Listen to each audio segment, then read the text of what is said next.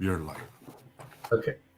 Good morning, everyone, and welcome to our program called State of Democracy, a conversation with a writer and columnist, P.A. Krishnan, and I'm happy and privileged to have P.A.K. Welcome to the show, and welcome to all the viewers. Uh, Let me start off with a small preface, right? So, we are living through a very epochal time, actually. A pandemic and a war that is going on, and what it reminds me of is the famous apocalyptic poem from W.B. Yeats. PAK will start immediately know where I'm going. Things fall apart, the center cannot hold. Mere anarchy is loosened upon the world. And he ends it by asking, what kind of a beast slouches towards Bethlehem?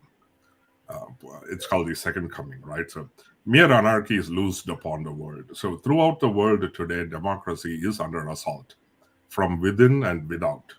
And particularly, of course, I am but technically an American today, but I do straddle American and Indian politics and the history. Both of that is my Yeah, interest. And like a philosopher.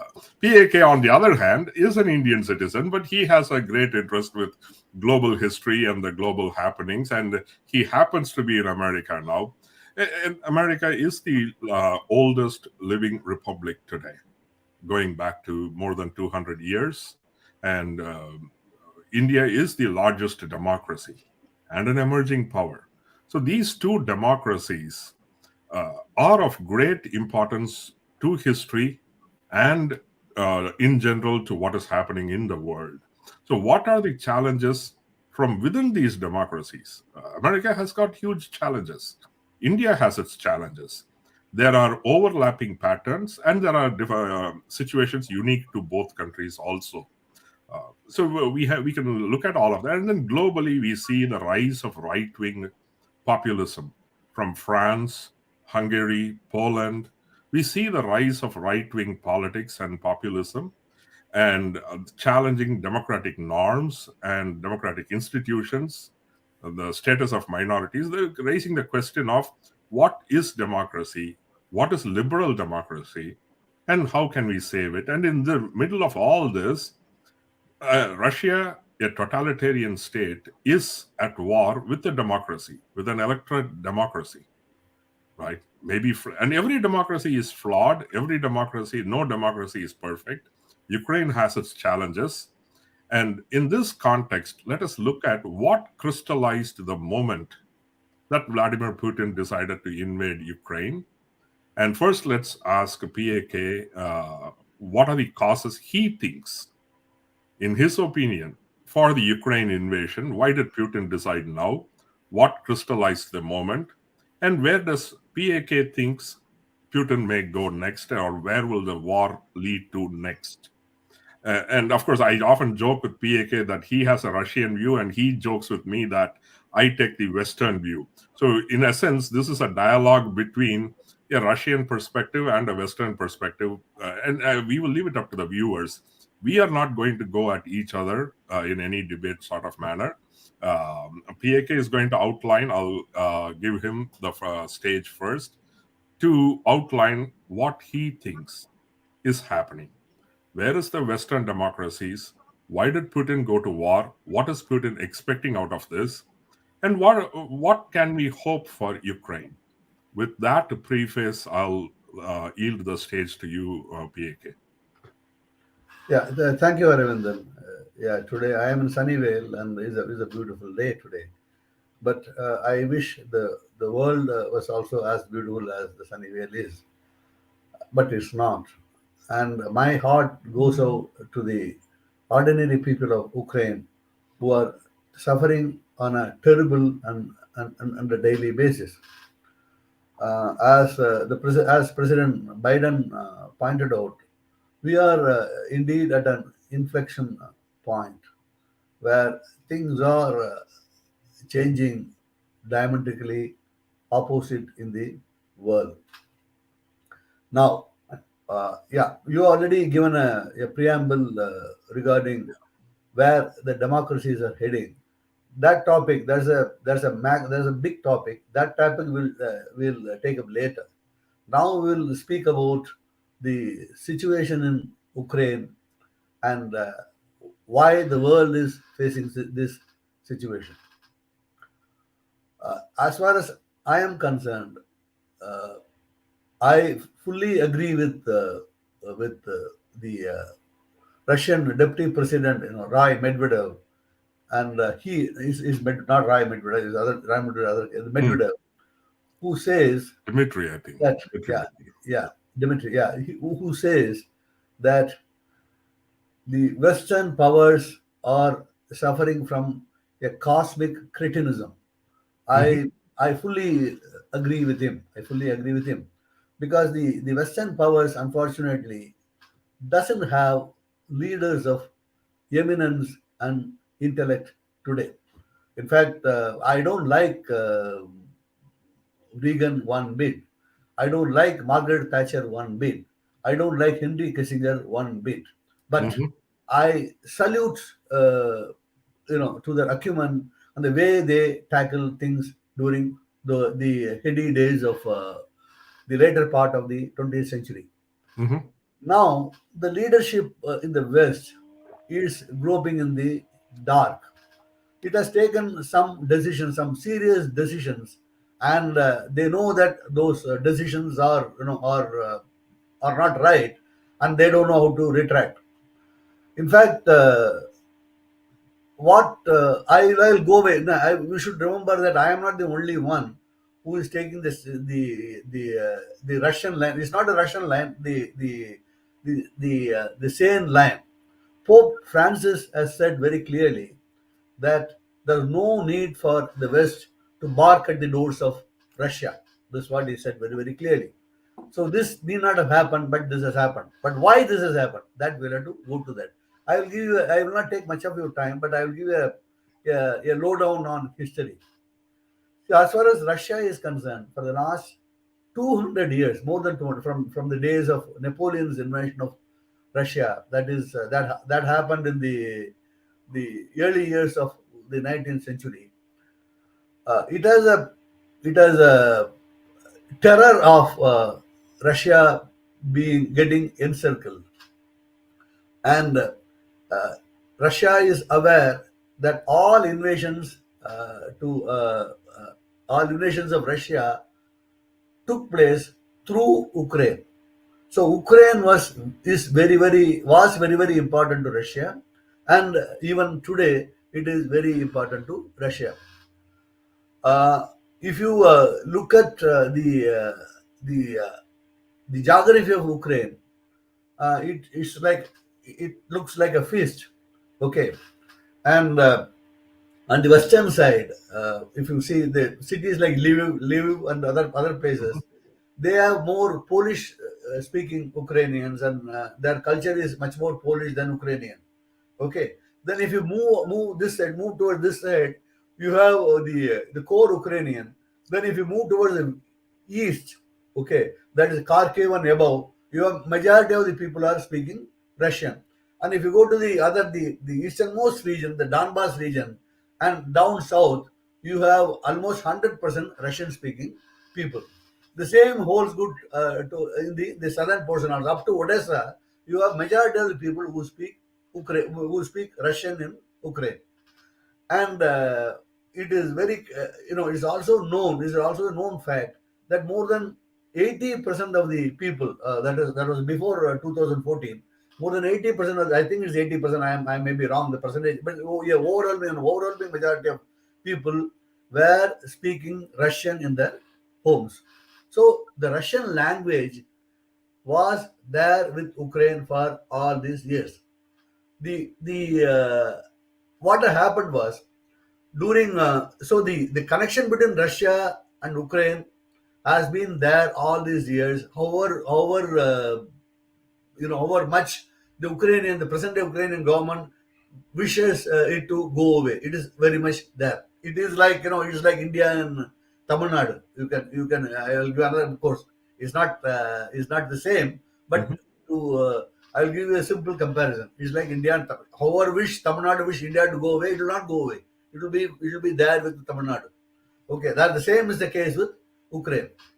Now, what happened was till 2014, 2010 and 2012, 2014. Before that, even in 2007, Putin made it very, very clear that our red line, our red lines are Ukraine and Georgia.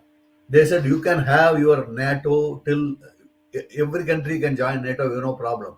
Okay, so they were, of course, they were not very happy with it, but they were prepared to live with that thing, live with that, live with the fact that the erstwhile Warsaw Pact countries, they joined NATO, and Russia didn't do much about that. In fact, Russia itself one time wanted to join the NATO, but that did not happen anyway. In 2007, Putin said very, very clearly that Ukraine and Georgia are the red line. If NATO enters that, Russia will have to react. This he said much before this. Okay. And what happened was in 2014, the Maidan revolution happened, or the Maidan coup. If you ask me, it's a coup. It happened in Russia. When that happened, the elected government was thrown out, and another guy was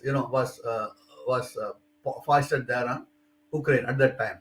So during that time, Russia went down to Crimea, which is at the southernmost tip of Ukraine, and occupied Crimea.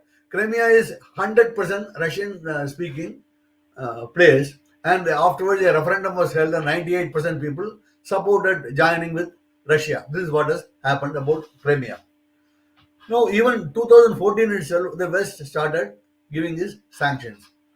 Then 2014, when the government took blatantly anti-Russian speaking decisions which went against the Russian speaking people of Ukraine, the Donbas region, that is the eastern region, people, they revolted. The Luhansk and the Donetsk, the region people, which is called the Donbas region, they revolted.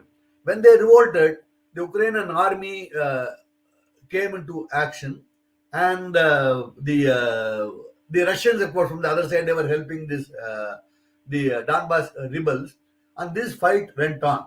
Okay, at that time, France and Germany intervened, and there was an agreement at Minsk which envisaged giving more autonomy to these regions. The agreement, of course, it fell flat, and there was another agreement, Minsk II agreement, that also envisaged the same thing, but the agreement didn't go anywhere. Okay, so during last year in 2021 December, Putin asked for a treaty with the West, with both America and NATO. And he said very, very clearly that Ukraine should be left alone. Ukraine should be a neutral place, and the NATO should stop at these places. We are not bothered about other countries, so long as your nuclear weapons don't come to those regions. They made a draft treaty, and the treaty was given to Biden. Okay, but what happened was right from the beginning, except for after the end of the Cold War, Russia was being treated with absolute disdain by the Western powers. Okay, that's a fact. Whatever Russia said, and the Western media, as usual, as far as I am concerned, Western media, of course, they are I for once I agree with Putin. Let me make it very, very clear. I have absolutely no love lost for Putin.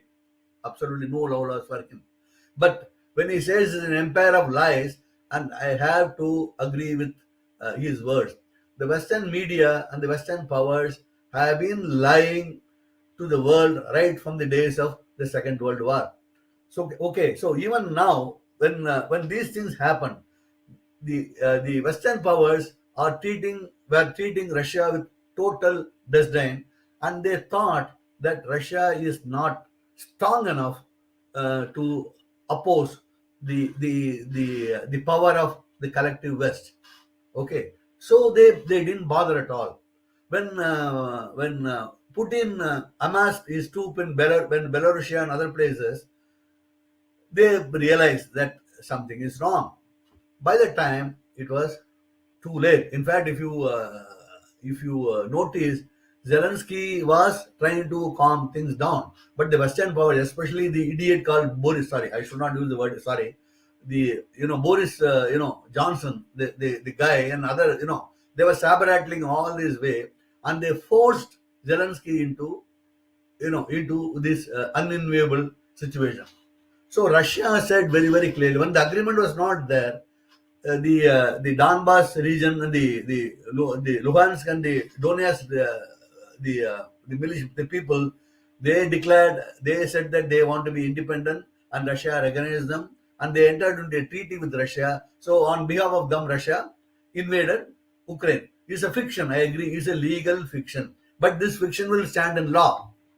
United Nations, has approved such an activity, in anywhere in the world. The UN Charter has accepted, has agreed to this activity anywhere in the world. So this will stand when in any legal forum. This will stand. Russia can stand. Russia has a legal case. It doesn't have a moral case. I entirely agree. It doesn't have a moral case. Now, when Russia has entered Ukraine, what has happened is that it has now today, as of now, it has more than 98%, I think, of the Luhansk region is in Russian hand, and a majority of the Donetsk region is also in Russian hand, and the Ukrainian troops, about 25,000 of them, are uh, in danger of getting trapped. Okay, they are in danger of being encircled by the Russian forces. The West was, of course, the TV war, of course, is always being is being won by Ukraine. Okay, all over the world. That's what they are saying. Whatever happened in Kharkiv or whatever happened in Kiev, there's no battle at all. If there's a battle, only when there's a battle, there's a victory or a defeat. There's absolutely no battle that happened in any of these places. Today, if you today a few days ago, the Western media was talking about the advances of Ukrainian forces to the Russian border. But today it is the other way around. They are coming Sure, towards. sure. So this is happening off and on. But the fact is that the major regions where Russia's interests lie, they are now with Russia. The most important thing is the surrender at Azovstal. Okay, that was 1 minute before you go there, I just want to address GK Ramurthy. Professor GK Ramurthy posted a question asking about the state of India, whether it's a swing state between Russia and Ukraine. GK Ramurthy, we will address the India position a little later. We are going to talk about India's response to the crisis. And PK, please continue. yeah. Okay. Yeah, that we will address later. That will Yeah. where India stands. That we will address later. Yeah. Now, whatever happened in Azovstal gives you the shape of things to come. See, as far as Russian army is concerned, one thing you should remember: Russian army generally comes down like a ton of bricks. This is what happened in Grozny when the Chechen rebellion took place. Okay, they completely pulverized the Grozny. Now, of course, the Grozny city has been rebuilt now. Completely pulverized Grozny, and then the entire force, is brought to bear upon the people there. That was happened in Grozny. The same thing happened in Aleppo, if you remember, recently in Syria. Okay, the Russia bombed the city out of existence. That's what they did. But if you notice, this hasn't happened in Ukraine yet. Ukraine, of course, the losses are there, but still, even now, these are all major battles. These are all major, very huge battles, except the Azovstal one and the Mariupol battle. Rest of the battles are all more like skirmishes. Okay. And if you notice, Russia has sent only 200,000 troops into Ukraine. You can't invade a country of 4 crore people with 200,000 people. So Russia hasn't shown its entire force. Russia hasn't exercised the power that they have now on Ukraine, because they have other we'll discuss it later. No, but they have other. So, so where do you think the Ukraine Yeah, conflict is going? exactly, exactly. That's what I'm coming to.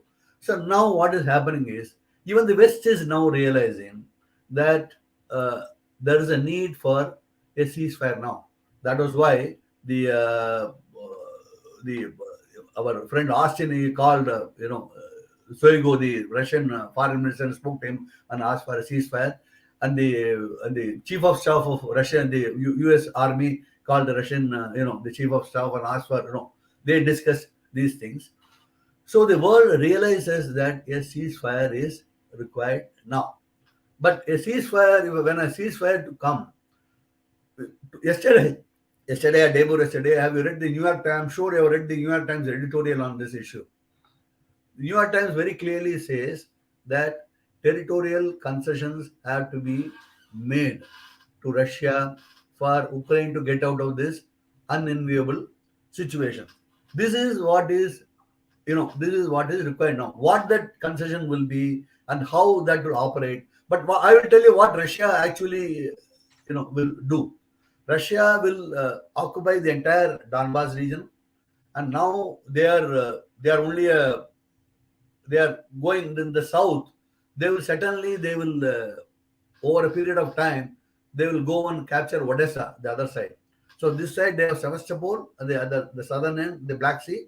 The western side they have Odessa. Okay, both are basically they were Russian towns, and the majority of the people are speaking Russian language in these places. So these two things, this might happen. This might happen, or if there's an agreement with Ukraine, okay, this will be considered. The Russia will have interest in these, in these ports. They will not do things without Russia's approval. So Black Sea today, they've blocked the entire Black Sea, and the wheat exports are not going through Black Sea. That you must have read. The world food crisis is looming large now. Okay, because the Ukrainian wheat, which is being supplied to many countries, is not going anywhere now. Okay, there's no way Ukraine could send this wheat to any country, even to European Union is quite difficult. That is why uh, the Western countries are approaching Belarus now to say that we will relax our sanctions, allow Ukraine wheat to come through Belarus. Okay, they're separately negotiating with Belarus. So the entire thing is, whatever is happening now is in a pelmel. Is all confusing. But the only solution now is that the West and Russia and Zelensky, they should come to a quick uh, they should find a quick path to ceasefire immediately. They should do it. Let us say that the other important thing is, which is, the United States has approved $40 billion of military aid to Ukraine. The total now is about $53 billion, which is more than the GDP of 150 countries in the world anyway. And the Russian budget is, in fact, I think military budget is around that. I think 50 billion or something like this. Now, if these weapons come to Ukraine, okay, whatever is happening now, the war may take a different turn. The war continues, it may take a different. It's quite possible with this much of weapon getting pumped into Ukraine, might empower the Ukrainians to to take an offensive action, okay, and which might succeed for a time being. That is also possible. I am not ruling it out. But this is going to happen in July or August. I don't know. The war goes on up to that time. No, it might happen at that time. But Russia is not going to keep quiet. Russia will pump more weapons into this. So the final outcome will be that more Ukrainians and more Russians will die. Of course, the deaths of Ukrainians will be much more than the deaths of Russians. But the Slavic race, both of them belong to the same race, they will die. Many people will die in this conflict. And the most the the uh, the fight and guerrilla in the drawing room is the nuclear option that we should not forget. Russia, if it is driven to a war, has said very, very clearly that we will use the nuclear weapon. They of course, they have said that we will not be the first to use the nuclear weapon, but the Russian nuclear doctrine explicitly says that if there is an existential threat, okay, we will not hesitate to use the nuclear weapon. And what that existential threat is uh, is uh, is anybody's guess. Nobody knows. I am quite so. I am not trying to be panicky. I am not trying to create panic here. We are nowhere near the stage No, now. no, no, no. You're stating what Putin has stated Yeah. explicitly. We are not. No, we are nowhere He near. has threatened a nuclear war. Yeah, we are nowhere near the stage now, and it may not happen. It may not happen. But we should not, foreclose. We should not, set aside this possibility while discussing these things. This is very, very important. When a nuclear war happens, of course, this is mad. This is mutual assured destruction. There's absolutely the world has absolutely, it has nothing to look forward after that. Then we will not be discussing this at all. When a nuclear war happens anyway. So the Yes. world should not go towards that direction, and both Putin as well as the Western powers and Zelensky should come to the drawing table, and they should come to a conclusion. Okay, it may not be, as New York Times has said very, very clearly, if a territorial concession has to be given to Russia, okay, however unpalatable it might sound to the pride of the West, to save the world, this has to be done. And as far as Russia is concerned, they should also give some concession. The earlier one, the Minsk agreement, that Let me ask you a question there, right? Yeah. Let me finish the only one. You are essentially suggesting. One minute, Aravindan. I will finish this. I have only 2 minutes to say. See, the Minsk agreement did not envisage freedom to the Donetsk and the Luhansk region. Okay, so we can go back to the Minsk agreement also. We will go back to the Minsk agreement, and we can find a solution. These two regions can be autonomous, and all these things can be done. Even now it's not too late. But the discussion is the only way today. That's what I think. Okay, now you. Yeah. So, as unpalatable as it may seem, Ukraine should yield territory to Russia, you say, very simply. Essentially, you are asking for a Munich Pact, where powers outside of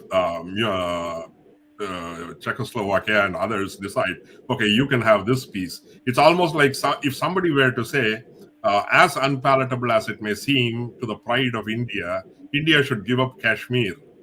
If somebody said that, you will be blowing fuse. No. Again, you are wrong. You're in 1939. Please, let me answer. You're very coolly suggesting that one country should give up its people, its borders, its I am not suggesting that at all. territory. I am not suggesting it at all. Please, I am not suggesting it. I am not suggesting that. Whether that look on the other hand, I may agree with that. I may agree that may end the war. No, please, but please. Let's not make it look like as if that is a great option and you have not heard me carefully. You have not heard me carefully. I have not suggested that. It is New York Times just suggested this. That's what I said. Well, you're picking one part of what New York Times suggested. There are other things that New York Times says which are unpalatable to you. No. Let me say this. This New York Times suggested. What I said was the agreement should be like the Minsk agreement. There's already an agreement which is in place. That's what I have been saying. The Minsk agreement will be the correct thing. No, yeah. See, if both sides follow the Minsk agreement, then the things would not have come to such a pass. I have never said. See, territorial concession. I have been saying this. It is New York Times just said this. I have not said that anyway. It is your own the bulwark of conservatism, New York Times, which it is what New York Times is saying. If somebody said New York Times is a bulwark of conservatism, a lot of people will disagree on that. Yeah, let me finish. There is a huge difference between 1939 and now. Okay. Here, Russia has been the victim as far as I am concerned. The West has been pushing towards Russia in spite of his seriously, severe Russia is a victim. Number one. Let me finish, Aravindan. You have your time. Number two is, in 1939, the nuclear bomb was not invented. Okay. The nuclear, the threat, whatever it is, the nuclear presence, that changes the situation. The world has to take this into account. Okay. And if you stand on pride, okay, you die, you keep your pride and you die. That's what we are good. The world will die.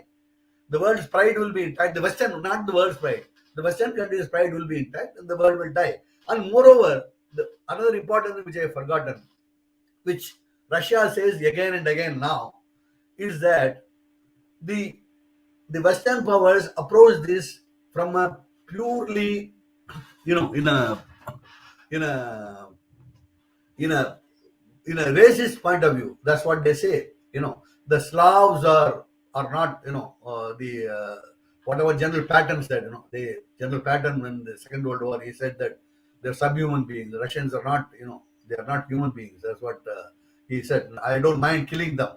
That's what he said. This is the theme which is getting, which is still in their mind, in the West's mind.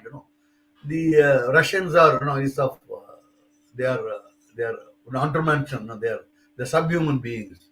And they are being stereotyped. Okay. And the Western media again and again and again, they are propagating Okay. it. I think now it's at a good point where we could shift to the other perspective.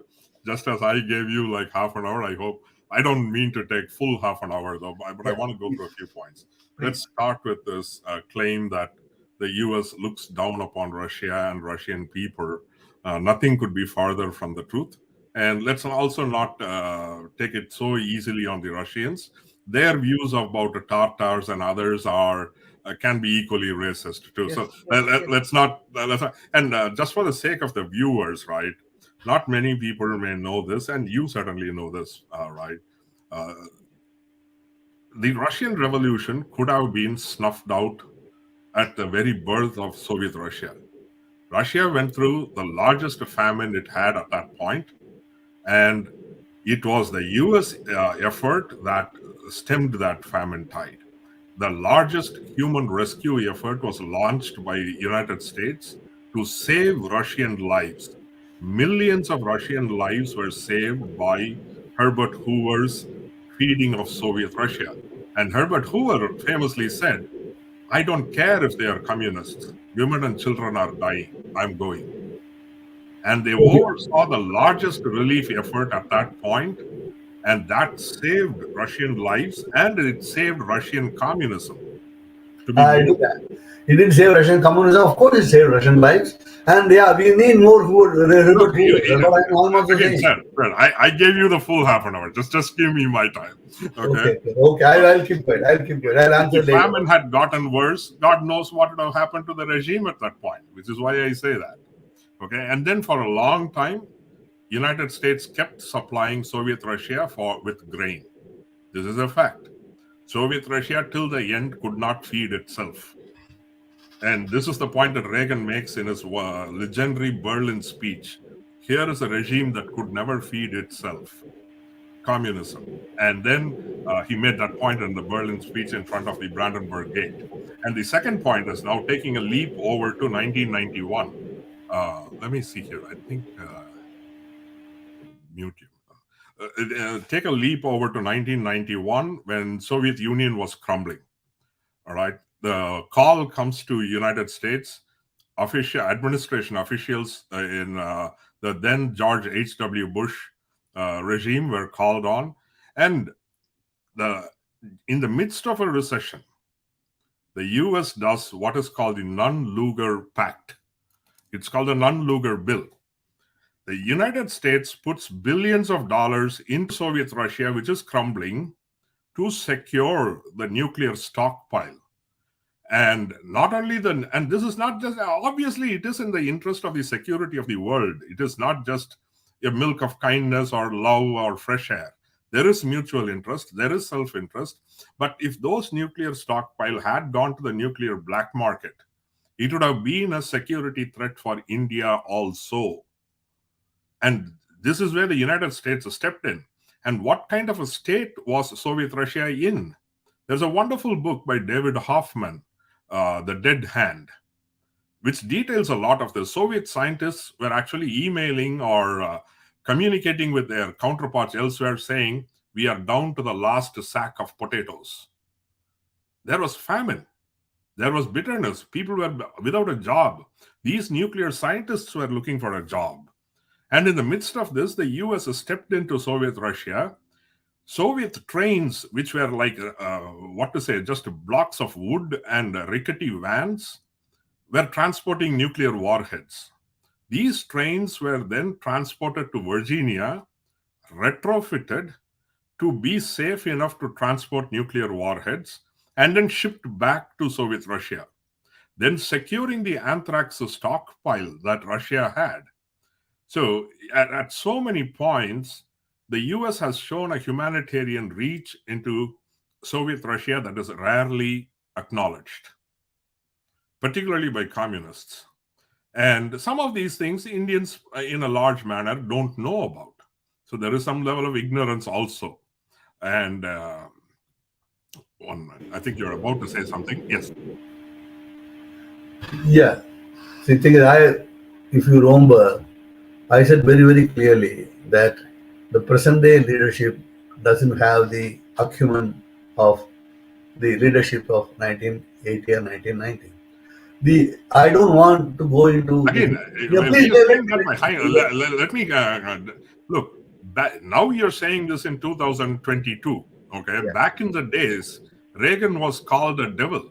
No, even now I call him a devil. George Even now I call him H.W. a devil. Bush. No. Even now I George call him a H.W. devil. Bush was not even recognized. Okay, Yeah, so even now I call we him a know devil. at those times how the US was talked about. But now, let me shift completely to. No, I have only one point.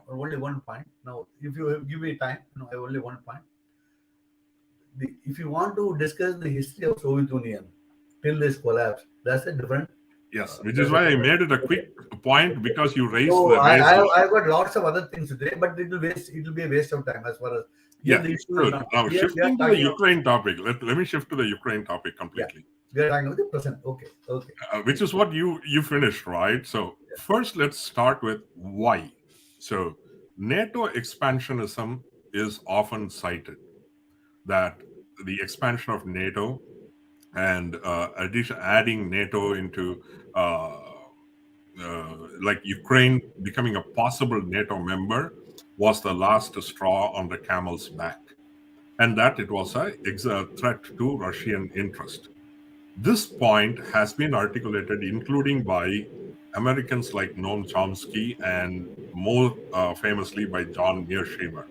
John Mearsheimer's video went viral. I think several million views have been there. Now, the US has got a very strong tradition of dissent, and there are strong dissenters for anything that America does in the foreign policy area. And Noam Chomsky is legendary for that. His role is, if it doesn't rain in my hometown, Tanjavur and South India, he will tie it to US imperialism. That is Noam Chomsky's worldview. And if it rains too much in Tanjavur, he will still blame it on US imperialism. That is Noam Chomsky's worldview. We cannot argue. And of course, like a dead clock being right twice, there are occasions that he can be right also. But beyond that, I have no value for Noam Chomsky. Now, John Mearsheimer also is making a living. We need to understand where these people come from, right? John Mearsheimer's other explosive book is accusing that US foreign policy is dictated by Israel lobby. This is a very explosive line of thinking in the United States, because it skates very close to being anti-Semitic. But he is a serious academic. He has been engaged on that. And his viewpoint is that US foreign policy is controlled by lobbies. Again, nothing new. And this is a popular view also. But people have disagreements about that view. So this is the background. Secondly, John Mearsheimer is the kind of liberal who scolds American liberalism, saying, who are you to export democracy? Secondly, is democracy even a desirable condition that we should do an intervention? So he comes from an isolationist perspective. And some of this isolationism, in turn, ironically, has a racist part to it. On the contrary, this is where the far left and the far right actually unite. Both the far left and the far right think America should mind its own business and not intervene. But where they also come from is the perspective is also racist, because they think, can the Middle East ever be democratic? Can a Southeast Asian nation be democratic? Who are we to impose democracy on them? They are people who are incapable of democracy. So, American taxpayer money, American lives should not be invested there. The isolationism has got a, a racist component to it. And coming to, so here is a comment. This is the level of ignorance that I talk about. The US has been stoking trouble in the Ukraine since 50s. Enough declassified documents are available. Yes. The Ukraine has always wanted to be an independent nation from the days of the Russian Revolution. So let me go through all of this. Again, we can trade all this stuff, but not enough people don't know that what is happening in Ukraine is not an isolated, sudden thirst for freedom. Ukrainians always wanted to be independent. And this part, and as much as we may say that the US has been stoking, then we could go and get into the whole Cold War thing where people have interfered everywhere. I don't want to do that. So now let's stick to the NATO reason. And one part that PAK did accept is that there was a point in 2000, particularly, and Putin actually jokingly said this in London, where he said that he could see Russia joining NATO. And then for a long time, he did not even oppose. And this is an excellent article because of the John Mearsheimer video becoming viral. Now there are narratives pushing back on it. And this narrative is written in the Journal of Democracy by Michael McFaul, who was a US ambassador and a Russian academic. Okay. And there are others corroborating it. Timothy Snyder, Anne Applebaum, these are all academicians. Let's just hold off, okay? Snyder, huh? They are academicians, okay? They are academicians. You may have your view of the academics. And I know when you will love the US academics. I know when you will love US academics. I'll come to that point, right? You and Jayamohan have a love-hate relationship with American academics, okay? And so that's different. So in 2000, Putin says Russia can join NATO. I'm okay with NATO. I'm okay with even Ukraine joining NATO. And the real expansion of NATO happens in 2002, when former Soviet republics, Estonia, Latvia, Lithuania, joined. And Putin barely reacted. I'm reading verbatim from the article. And he barely reacted. He didn't threaten to invade those countries at that time. And then when you go on, right, by 2014, just look at this. When people talk about NATO threat or anything, what they don't tell you is NATO in Europe today has far lesser troops than it had at the height of the Cold War. So this is not about anything that NATO is not a military threat. And secondly, what is often forgotten is becoming a member of NATO is not that easy. There is what is called a membership action plan. NATO will not admit a country where Russia has a foothold. Russia already has a foothold in Crimea. So essentially, if they were to admit Ukraine, they have to deal with this. So the Russian annexation of Crimea, which PAK, and then there's another famous video that went on, Vijay Prashad, another leftist guy, and incidentally educated in the University of Chicago. America educates all the communists and leftists. For some strange reason, they never go to Russia or Cuba to get educated. Maybe their universities are worthless. That's a different matter. So they come to America to get educated. And so Vijay Prashad makes this, oh yeah, we annexed Crimea, we annexed Ossetia, we annexed this place. So essentially, when it comes to Russia annexing these places, and the PAK himself just now said how Russia flattened a city in Syria. What is Russia doing in Syria? Right? Nobody asks that part of the question. Azad asked him. Azad invited him. So now, if Azad asks Russia to step Azad was the regular ruler of in, if Russia. Zelensky asks the West to step in, that's all as Yes, immediately yes, imperialism. yes, yes, yes, yes, Okay. yes. Now, so the real problem for Putin does not start with NATO expansion. This is the fact. The fact is, NATO has been expanding, and the reason why it is expanding, and today, just 2 days ago, I think, Sweden is foregoing 200 years of neutrality and now wants to be part of NATO. Finland wants to be part of NATO. So, let me finish. Okay, Soviet Russia has a way of scaring its former colonies. These colonies have experienced the jackboot of Soviet Russia, and they don't want to have anything to do with it, which is why they would rather embrace NATO or be embraced by NATO than be under the jackboot of Russia, which is why Sweden now wants to become part of for NATO. So what really motivated the February 24th start of invasion by Putin? The view that is now gaining ground as a counter view to the NATO expansion excuse is Putin has a fear of democracy. Putin has a fear of democracy. This is a democratic country at his doorstep. The Euromaidan protests, which he and other communists claim were fueled by US, which is nonsense. Okay, which is total nonsense. And Ukrainians revolted against a president who refused to sign on to the Euro Pact. They wanted to be more integrated with Europe. Ukrainians wanted that, whereas the president was a Russian puppet and he wouldn't do that. And they switched their presidents. Zelensky is an elected president. So NATO expansion is not the reason. Fear of democracy is the reason. Okay. Now, then comes the other lie that Putin coolly says, that Ukraine is not a nation. Ukraine is not a people. Ukraine. He didn't say that. He didn't say that at all. Ukraine does Show not. me a page where he has said that. No, he Ukraine didn't say does that. not have a real statehood. It is an integral part of Russia's own history, culture, and spiritual space. Whereas he said that. He has not said that. This is a quote. Okay, we can trade all this, right? I can pull those quotes, but I have made these quotes here. I have pulled out them, and that's where I'm reading it from. And his idea of Ukraine is it's not a separate land; it's ours. It's not a statehood; it's ours.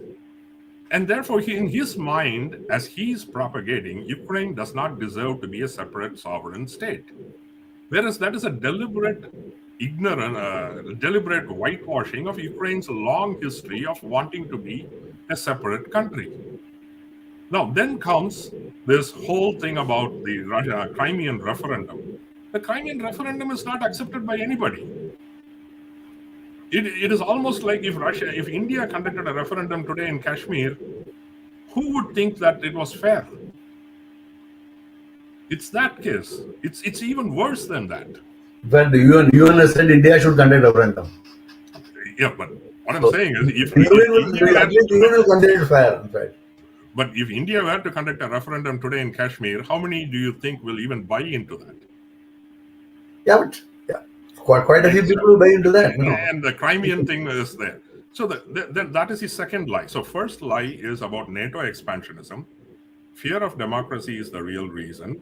He doesn't want a democratic state, which he fears will inspire protests within Russia, which was happening, right? And then comes this whole thing about whether Ukraine deserves to be a nation. Now, the other thing that PAK has repeatedly hammered, and then there are others who have repeatedly wrote about, the Azov regiment and the denazification that Putin talks about. This is the ugliest lie that Putin has propagated. Quite successfully at that. Ukraine's president is a Jew.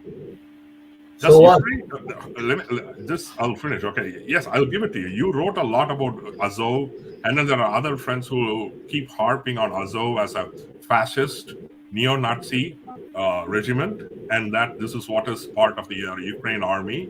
And denazification is one of the excuses given by Putin. How far is this actually true? Is Azov regiment a neo-Nazi movement? It was. And the Western media was not blind as some people make it out to be. For a long time, New York Times, Time Magazine, The Guardian, I have found articles Exactly. going back to 2014 have written about Azov. And the US State Department at one point possibly wanted to designate it as terrorist organization. So concerns about Azov have always been there, even in Western policy circles. And Western media has not shoved it under the carpet.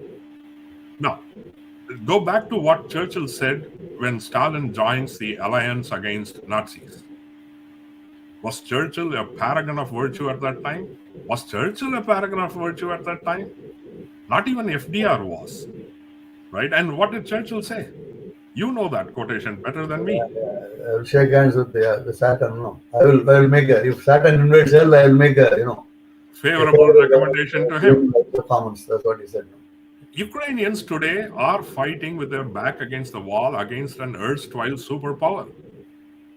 Do they have the luxury of choosing who to ally with? And now, making that case, let's look at the reality also. People keep using this denazification excuse.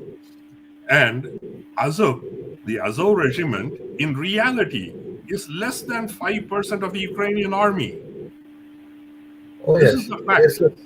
Yes, is even less 1% of the with the German army. The problem with the SS and the Nazi army is the attitude of the SS was reflected across the army. The SS was just one specialized unit. You are essentially accusing all Ukrainians of being Nazis. No, I am not. That is exactly what you're saying. Okay. Let me say. If you that is exactly what you're saying. Okay. If I finish, I will answer. There are thousands of Jews in Ukraine today. There are so many other ethnicities there. To paint all of them as Nazis is the ugliest propaganda that can be done. Who says that? Who says that? You are saying it. No, when did I say that? I didn't say You are that. just not saying it. Okay? I said my heart goes out to the Ukrainian people. No, your heart is clearly on the Moscow side. Your heart is nowhere near Kiev. Okay. Yeah. Your heart is very clearly on the Moscow side. Like your heart is on the imperialist side. Absolutely. Okay. Yeah. That's different, right? So now coming back here, right? And Vijay Prashad, he was very nonchalant about two things. He said, yeah, Russia annexed Crimea because it needed the warm waters for its Russian navy. And by the way, they are in Syria also because that also has a warm water port. So essentially, this is another view. This is more like a confession by Vijay Prashad, a communist. And incidentally, this is another view coming from the other side, that this attack on Ukraine is a colonial type of attack. This is colonialism. What is happening today is a remnant of colonialism. So, you mean the West colonialism or the Russian colonialism? This is absolutely Russian colonialism. And now here is this friend of mine who keeps saying that you can do a search on New York Times. Also, mention of Nazis just practically non-existent. That is nonsense. That is just nonsense. I have pulled out articles. And secondly, what people want to harp on, right? What people want to harp on is just Azov because they can't see beyond that. It's just that. Right? Can I answer you now? So again, what does he want? And this is where there is another wonderful open letter that just came out because they're pushing back on Noam Chomsky's speech now, right? So coming to the nuclear war threat, this is so funny. Ukraine would not be in this position if Ukraine had not given up their nuclear weapons to Russia. Again, this is another lie. I will answer that. It's not a lie. I will answer that. You finish. It's not a lie, but Sorry, let's not sorry. keep trading on this. We have other topics also to go to, right? Yeah. It's not a lie. So there have been guarantees of territorial safety. There have been guarantees of territorial integrity. For these guarantees have been given all around. These guarantees have been given all around. West to Russia, Russia to West, Russia to Ukraine, Ukraine to Russia. So if you go and look at the number of treaties and guarantees all around, it is stunning. It is stunning. And Ukraine would not be in this stage today. And secondly, know what kind of a person threatens with a nuclear escalation in a conflict like this, right? And that is, and people, when they are suggesting that he's going to be satisfied with Crimea, he already has Crimea. He already has the Donbas region. So why did he get onto this war? He doesn't have Donbas region. No, he doesn't have. He will get it. Yes, no, he doesn't have. Again, he doesn't have. No, the Donbas region. No, let me. If you have finished, I will answer point by point. The broad thing is there is a fear of democracy by Putin. And secondly, here is the fun part. Okay. And I was talking about this to another friend just yesterday, and this came up. I said, it's interesting that Indians pick on John Mearsheimer's video, and now Noam Chomsky, of course, is a darling in the leftist circles of India. What better to have than an American scolding America? It's a beautiful thing to have. And we love that, right? So, but strangely, Indians never pick on the dissent movements in Russia.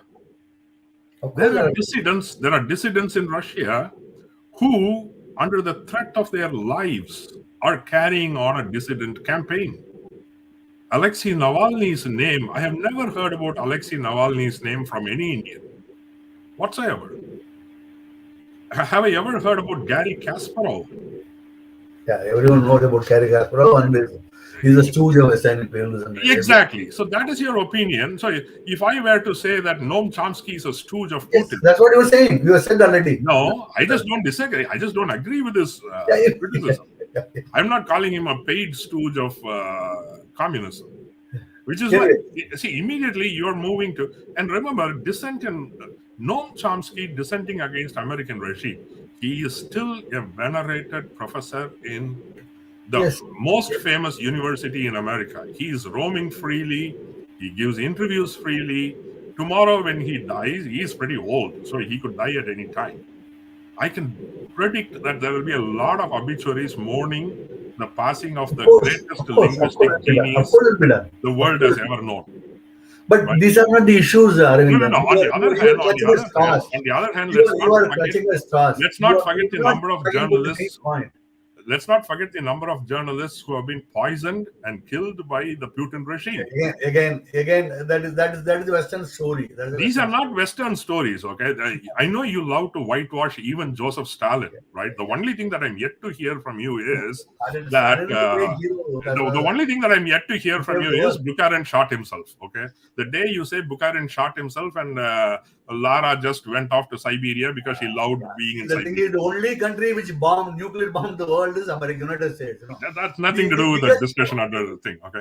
Moving on to the key question here is why does democracy scare not just dictators? Yeah. Let me answer that point.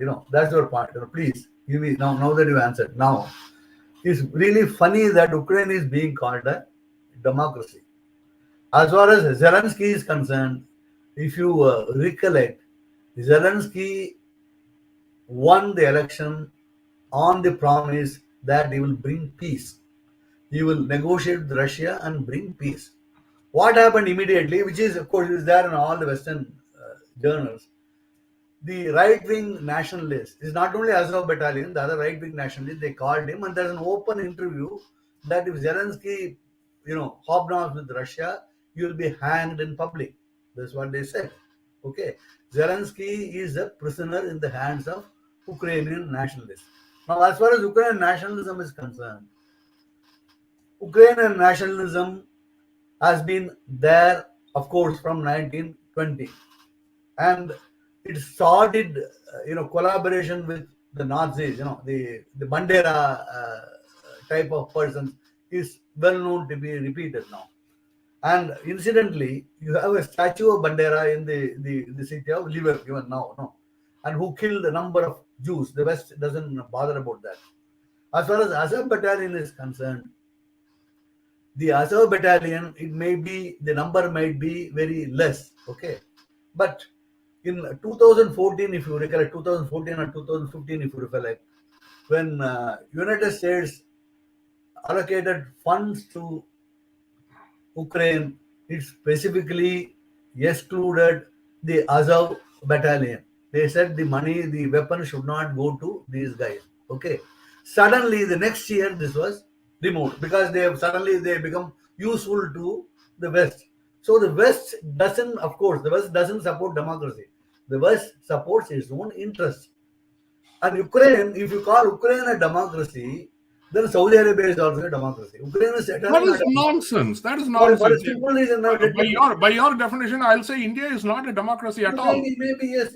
You can. Even US is not a democracy. I will also say the same way. No? So that Incidentally, the Economist magazine actually says that this is where we will shift a little bit. Hold on. This is where we can actually shift to the different topic. The Economist magazine ranks democracies, and it demoted the United States as a functioning democracy, like even not just now, even before Trump, looking at the dysfunction within the country and the financial brink that it often comes to, the United States is not rated as a full democracy by Economist magazine. And if the United States, that I agree. No, see, we are not going anywhere. Again, we are digressing. We are digressing. No, it's not a digressing, but let me complete. Let me complete what I want to say. I will forget otherwise. No. Okay. See, the thing is, as far as I will tell you a very, very telling thing. The guy who recently killed 10 persons in the United States, okay, he had the black sun as an emblem. He had the tattoo of a black sun. Okay, the black sun is the emblem of the Azov battalion. So the right wing things are like all over the world. I will about the great replacement theory. I need not. We can talk about that. The great replacement theory. We are going to get to that. To that. So we will when we talk about that, we will talk about the great replacement theory also. So as far as Ukraine is concerned, you forget about all these things. No, you will come to the important. So how do you think the war will end? That's what you are. I have told you my view. You will have to tell you. How do I? At this point, there are several improbables here. I think there are, as of now, there are even rumors about Putin's health. Yeah. So that's number one. So what happens to Putin is one thing, and what kind of a person may take over from Putin is if something happens to Putin. So that's there. And number two, no one really trusts. No one from the West trusts Putin to stop at Crimea. He has not. This is like because with Crimea or Donbass or the eastern part of Ukraine, let us say he dismembers Ukraine and chops off a corridor. Okay, nobody trusts because the memories are scarred by Munich. The Munich Pact is so seared in the Western memory that their first idea of a dictator, remember, this is a dictator they're talking about. The last time a dictator said, I will stop with this, it never stopped there.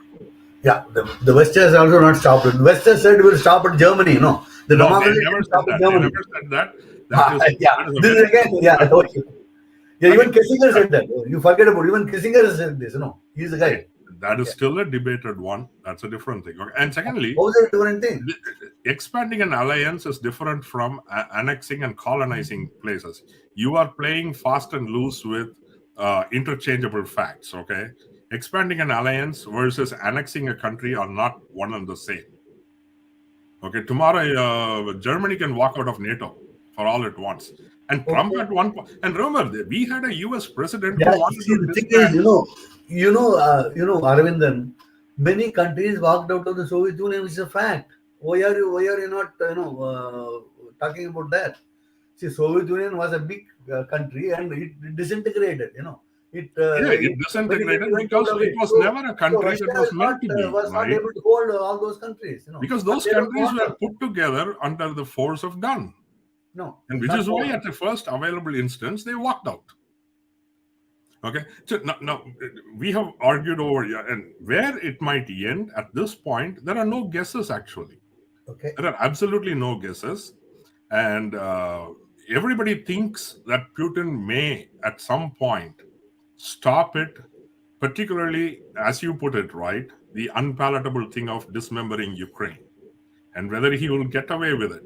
But there is another very important part of the Ukraine conflict that we haven't addressed, which is the impact on global economy. So Yeah, that will come. so Yeah. I think so. So far, we both have laid out the why and what is happening as to the causus belli of the war, right? So obviously, we will never reconcile our views there. I just wanted to put it out there for anybody who wants to see. Here is one view, here's the other view. You pick what you want. All right. So that's different. Now, coming to the impact on global economy, the US is now staring at a recession, high inflation. India is looking at a very high inflation. So, and secondly, the sanctions. We all have seen sanctions go around.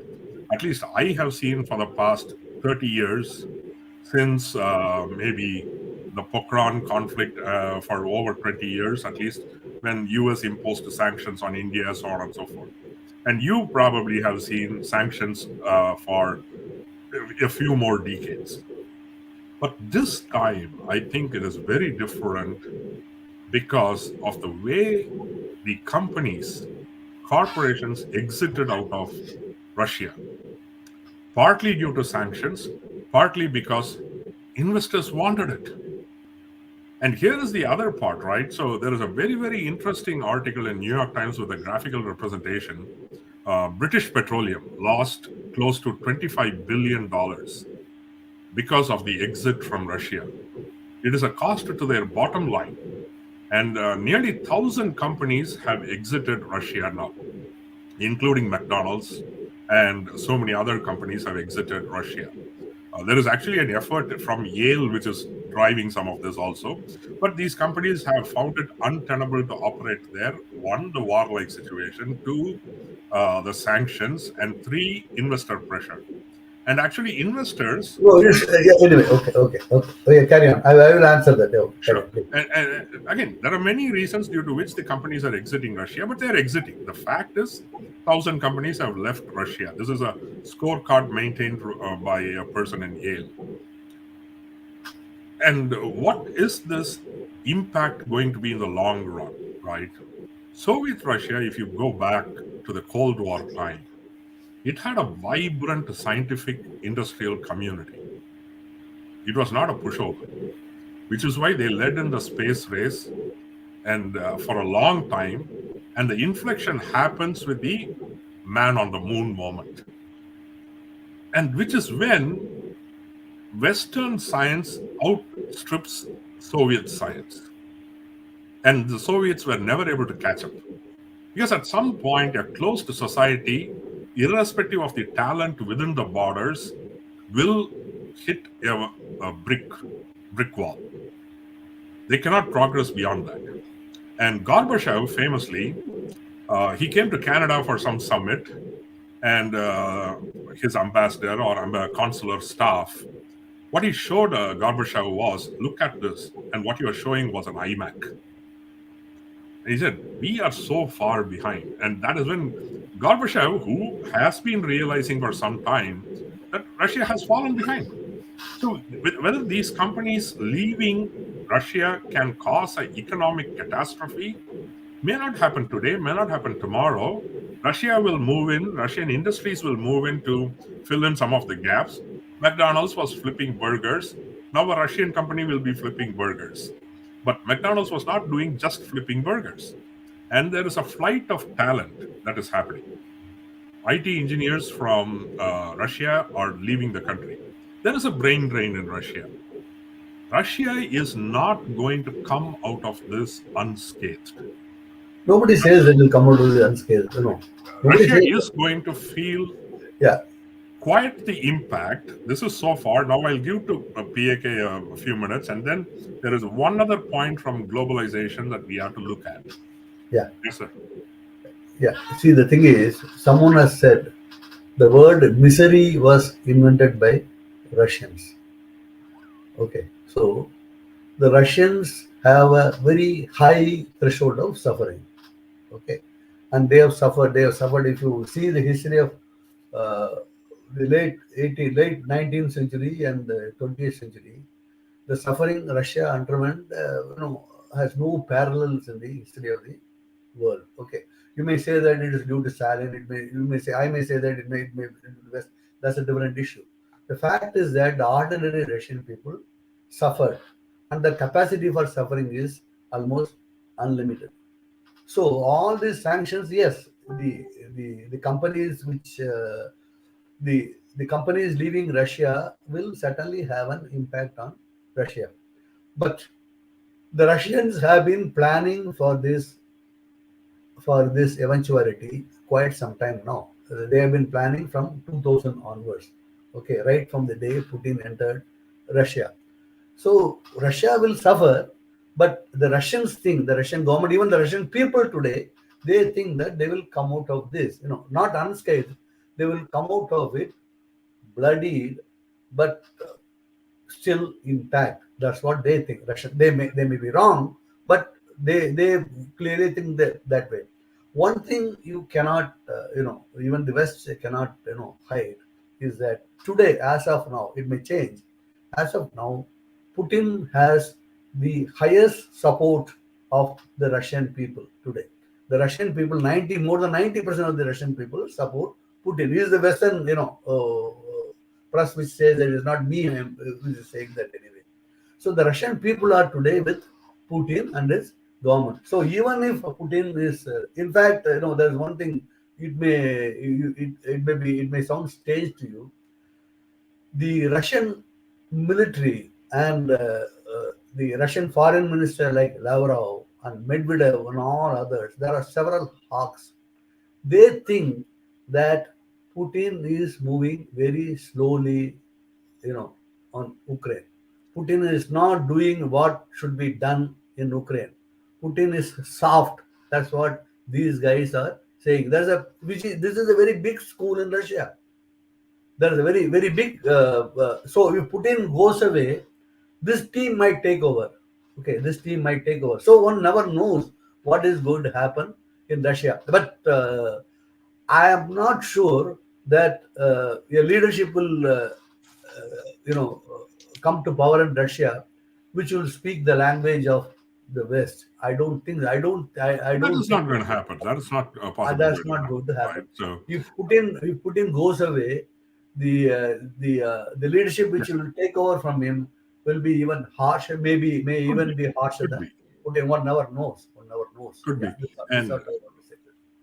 so I want to briefly talk about the effect on globalization as it is, right? So, because I did observe a few other things.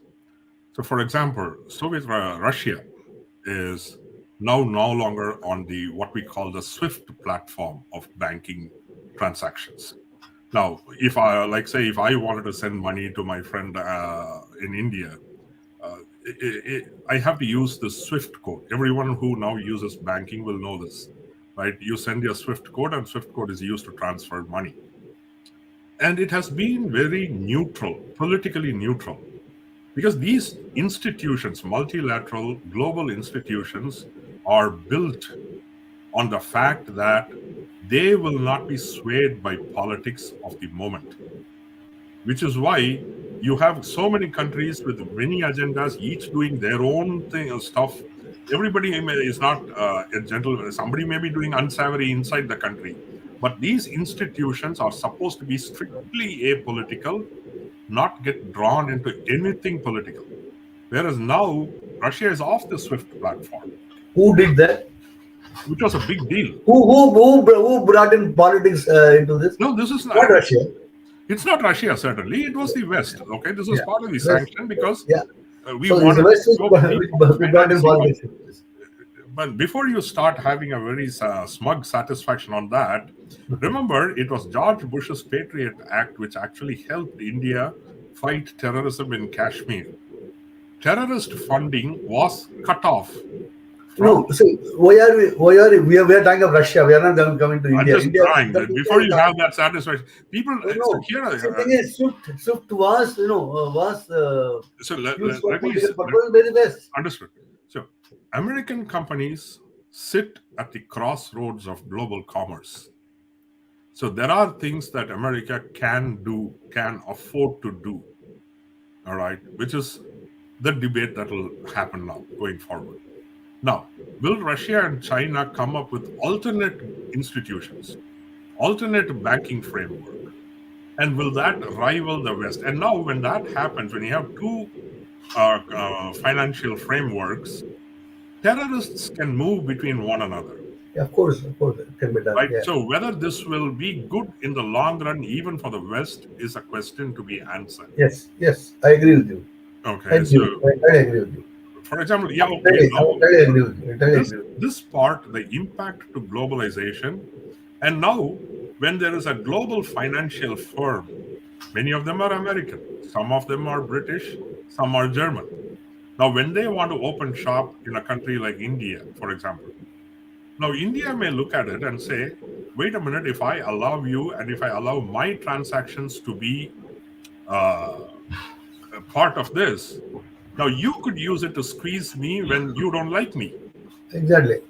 Right? So this is all going to cause a huge churning on globalization and multilateral global institutions. Yes. This You forgotten about the $300 billion which has been frozen. Exactly. Look, there are times when it has played to good, there are times when it was questionable, and there are times when it was wrong. You will always have these three buckets on international issues. Now, with all this said, there is one other topic on the Ukraine conflict that is personally surprising and amusing for me, including friends who are watching here, right? India's passionate hatred of US and Americans is something that always has surprised me. No. You hate America. Okay, let's just leave it at that. You hate America. You have never said anything. I am against the American government. And here is the thing, right? So I am against the American government. So, which is elected by us, which is elected by me. People all over the world, Which is elected by me. Okay, people like me. There are quite a few people who didn't vote for the American government. Quite a few. Who said? We have like a 60-70% people voting and all. Anyway, it's an elected government. So when people, this is almost like I give this analogy. I think I gave this analogy once. This is almost when people say, I only hate Brahminism. I don't hate Brahmins. That's just foolery. Okay, we know what people hate.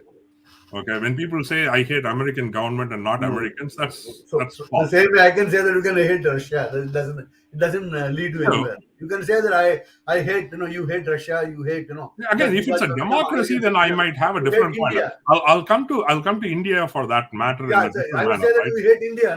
And there is and the surprising part about the anti-Americanism that is rampant in India is one, the abject hypocrisy behind it. The Chennai consulate gives the largest number of US visas, at least until the Hyderabad. How does it matter? How does it matter? It doesn't matter at all. Just See, the people who go to US are different from the people who hate America. That is fine. Okay. Let me finish. Okay. Until the Hyderabad. But that's not the issue we are talking. We are talking about something else. Why are you dragging? There is a certain angle to this. There is a certain angle to this. There is a certain angle. Let me just finish. Okay. Yeah. Until the Hyderabad consulate happened, Chennai consulate gave the largest number of visas to the entire world. In the entire world. Yes. Okay. US profited from that. No. It's not just the US. I will say this, right? I'll say this, right? The H-1B program is the most underrated employment program of India. Maybe, but the US, see, the US profited by the US IT industry. Absolutely. It's not free lunch. It's not something free. Both of them profited by that. It shouldn't be, right? It shouldn't. If somebody gave something free to me, I know that they are going to have a gun at me. Okay, so it's not free. That's not as simple as that, So it's But the mutual. point is, So you the are not point, doing a service to India because you need them. That's why you look, are. I know communists never like to hear anything good about any other country except No, I'm not saying that. See, the thing is, you know, And by the way, every communist lives here in the US. I'm yet to see an Indian communist live anywhere other than the US. Yeah, Okay. again, this is a very. I don't want Show me to. a communist who lives in Cuba. Show me an Indian communist who lives in Cuba. I don't know. You will have Nobody to does. go there and find out. No, I Nobody don't does. know Okay. about that. Anyway, the point, the interesting point is Yeah. the BJP, which likes to, and this is where we are going to shift to the Indian foreign policy, right? The BJP, which likes to portray itself as, particularly amongst uh, the BJP supporters, right? That Nehru was pro-Soviet Russia, and that India could have benefited from being pro-America, not just non-aligned, but pro-America. And the BJP and its supporters often portray that Modi is resetting India's foreign policy and tilting it towards the West, away from Russia, right? This, whereas I find the most anti-American stuff coming from the BJP supporters. Exactly. That's a very ironic aspect, actually. And before we go to the foreign policy question, I'm going to address this one. Yes, GK Ramurthy, I absolutely hate communism and all its Yeah, the variants. same way. Yeah. I have I hate absolutely no, imperialism. Yeah, it's mutual. I hate I have imperialism. I hate absolutely no, US. I will never make bones about it. Yeah. Anyway, And that I said, don't make bones about my hating imperialism, the US imperialism, you can, not the that's US. different. US imperialism. Your prerogative. But Yeah. where do you see India's foreign policy today? Is it any different from, you have been in the Nehru era, you continue to read about it, you continue to speak about it, you have quite a perspective on the Nehruvian era. So from the non-aligned movement days, what do we see today that is different? Is it different? Yeah, in fact, it is, the foreign policy has to change according to circumstances. Okay. But it revolves on a pivot. There have always been a pivot in a foreign policy.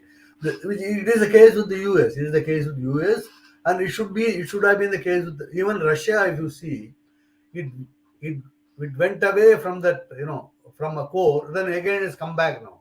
See, during if you look at Russia also, so that's a different issue. So India's foreign policy, that the pivot, the important aspects of the pillars of Indian foreign policy were laid by Jawaharlal Nehru.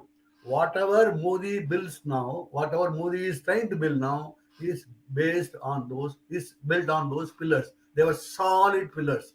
If you shake those pillars, the Indian foreign policy will collapse. Is very very clear now. India, Nehru was certainly not pro-Soviet. Nehru was pro-India. He went to United States whenever there's a requirement. Okay, and to be fair, the US respected him and they helped him. In fact, 1962, they really helped India. I make no bones about that. India, US has helped India. I am not saying that US has not helped India. Okay, yes, because US considered India as a as a antidote against, or as an alternative against communism. They always, though they might say something else. Nehru was moving towards communism, things like this. At the heart of what they knew, that Nehru was a Democrat, and he was an answer to the the communist, the so-called, the within quotes, the communist menace. So they were always partial to Jawaharlal Nehru. The India's foreign policy is has always been, always been non-aligned, and it will be now. Modi also, whatever he might say, it will be non-aligned. That's the only way India can function in the present world, because where it is geographically placed, that's the only way India can function.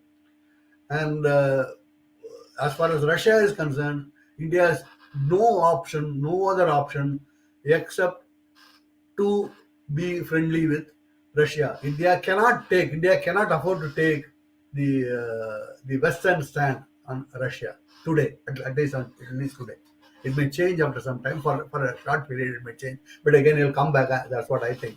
But Yeah, yeah, today, cannot. absolutely. Because the oil dependency, just as Germany cannot rush away from Russian oil, India has its own pragmatic need to Yeah. support, whether it supports Russia or not, it So the cannot be present seen government as. is acting. The present government, the present foreign minister, they are acting in a very, So very even when pragmatic way. even in the US, right? This is why foreign policy experts always say there are no permanent friends, there are only permanent interests, Exactly. right? And which is also why even in the US, for all the Democrat versus Republican dialogue, there is consistency in foreign policy more than people acknowledge or know. And this is where there is actually consistency across the parties. Yeah, Obama may do things a little Yeah, different, but Bush may do yeah, things a little different, but at the end of the day, American interest, when it comes to American interest, Democrat and Republican act alike.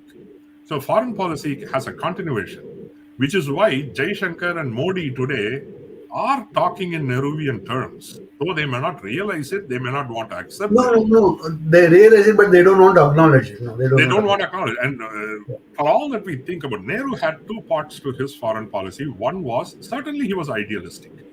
And secondly, any foreign policy will always have an idealism as a cover. Without idealism, it becomes naked self interest and it actually becomes immoral at a point. Yeah, that's In order yeah, to have a moral compass, there is always an idealism to it, but he was extremely pragmatical also. And in one of the letters or speeches, he actually states that. I wrote about this somewhere else when I was quoting him, saying that we have to look at what India's interests are. And yes, he was ready to take help wherever help came from. yes. And at one point, No, that he truly, made it very clear in 1948 or 49 when he and visited the India USA. today is having a good time with Russian oil because they are able to use the crisis to say, give me cheaper oil.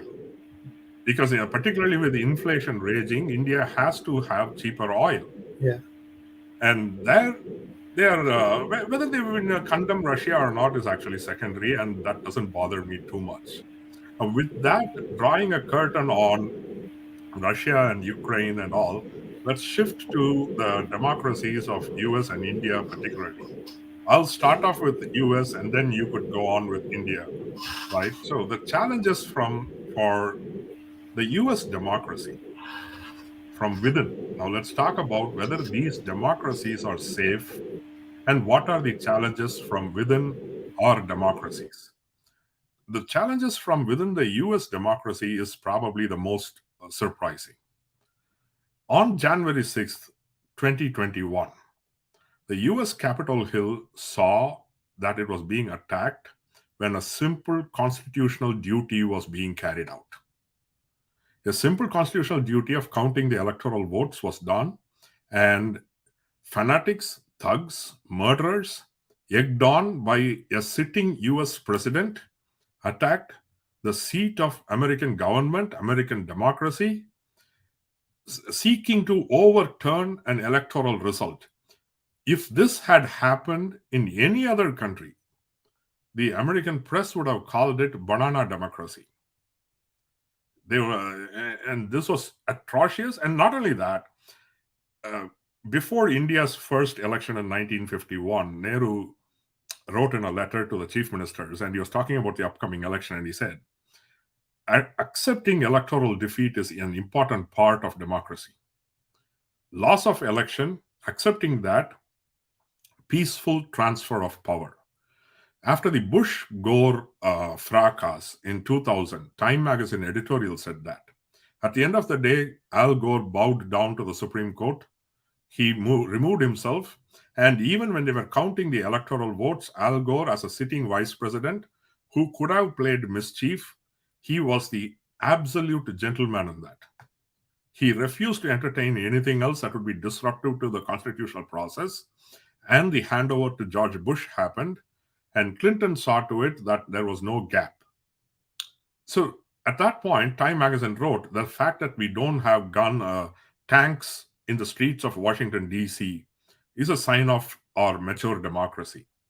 Whereas the next time, after the US presidential election is done, we are going to see tanks in Washington, D.C., because Washington, D.C. will become a fortress the next time electoral votes are counted. We have come to a point where Trump has traumatized American democracy like not even Richard Nixon did. This is the fact. We have reached a moment where Nixon appears gentlemanly to us from a democratic perspective. Yes, sir. Yeah, I think you are overstating the case. No, I think no, no, US. and No, I'll tell you why. I'll tell you why. let me support. Let me see. The US democracy is the most mature democracy in the world, and Yeah. no tank is going to come to emerge. No, no, no, no. Let me, because there are certain things that people outside don't know about the U.S. democracy, right? Some mechanics of the U.S. electoral system, right? Unlike India, we don't have a central election Yeah, commission. I know all those things. I know all those So things. our elections depend so much at the local level. Like my county can count votes different from the next county. Yeah, I This know is that. I know how that. bad the US electoral system is. And in the midst of this, it's not a simple, straightforward counting. So it's like I counted the votes, here are the votes, it's done. There is a certification process. For the first time in US history, the certification from each state Yes. was simultaneously broadcast on news portals, particularly from the swing states of Pennsylvania, Arizona, Yeah, Georgia, exactly. where Exactly. Trump was trying to overturn the election result. Yeah, but Trump is an And we aberration. and we have remember what a lot of people then realized is how close Trump actually came to overturning the election is not understood by many, particularly outside the country. He No, came no, very no, close. no. You see, this has happened to the US democracy in the past. No, no, I no, no. tell you, during You- FDR's time, before FDR came, King, I forget the name of the guy. The same thing happened in earlier also. So, US democracy will come out of all these things. US is a that's a very. hope. That's a hope. But here is why this No, is a real threat. I don't think. But I hold on, don't there are think a few US more reasons. democracy. There are a few Yes. more What is? reasons. Let me lay it out, okay? Let me lay it out. And there are a few more reasons, okay? Okay. This time, one of the reasons why Trump could not succeed in overturning the election is because he needed like 3 states to be flipped to get Yes. the election to be overturned.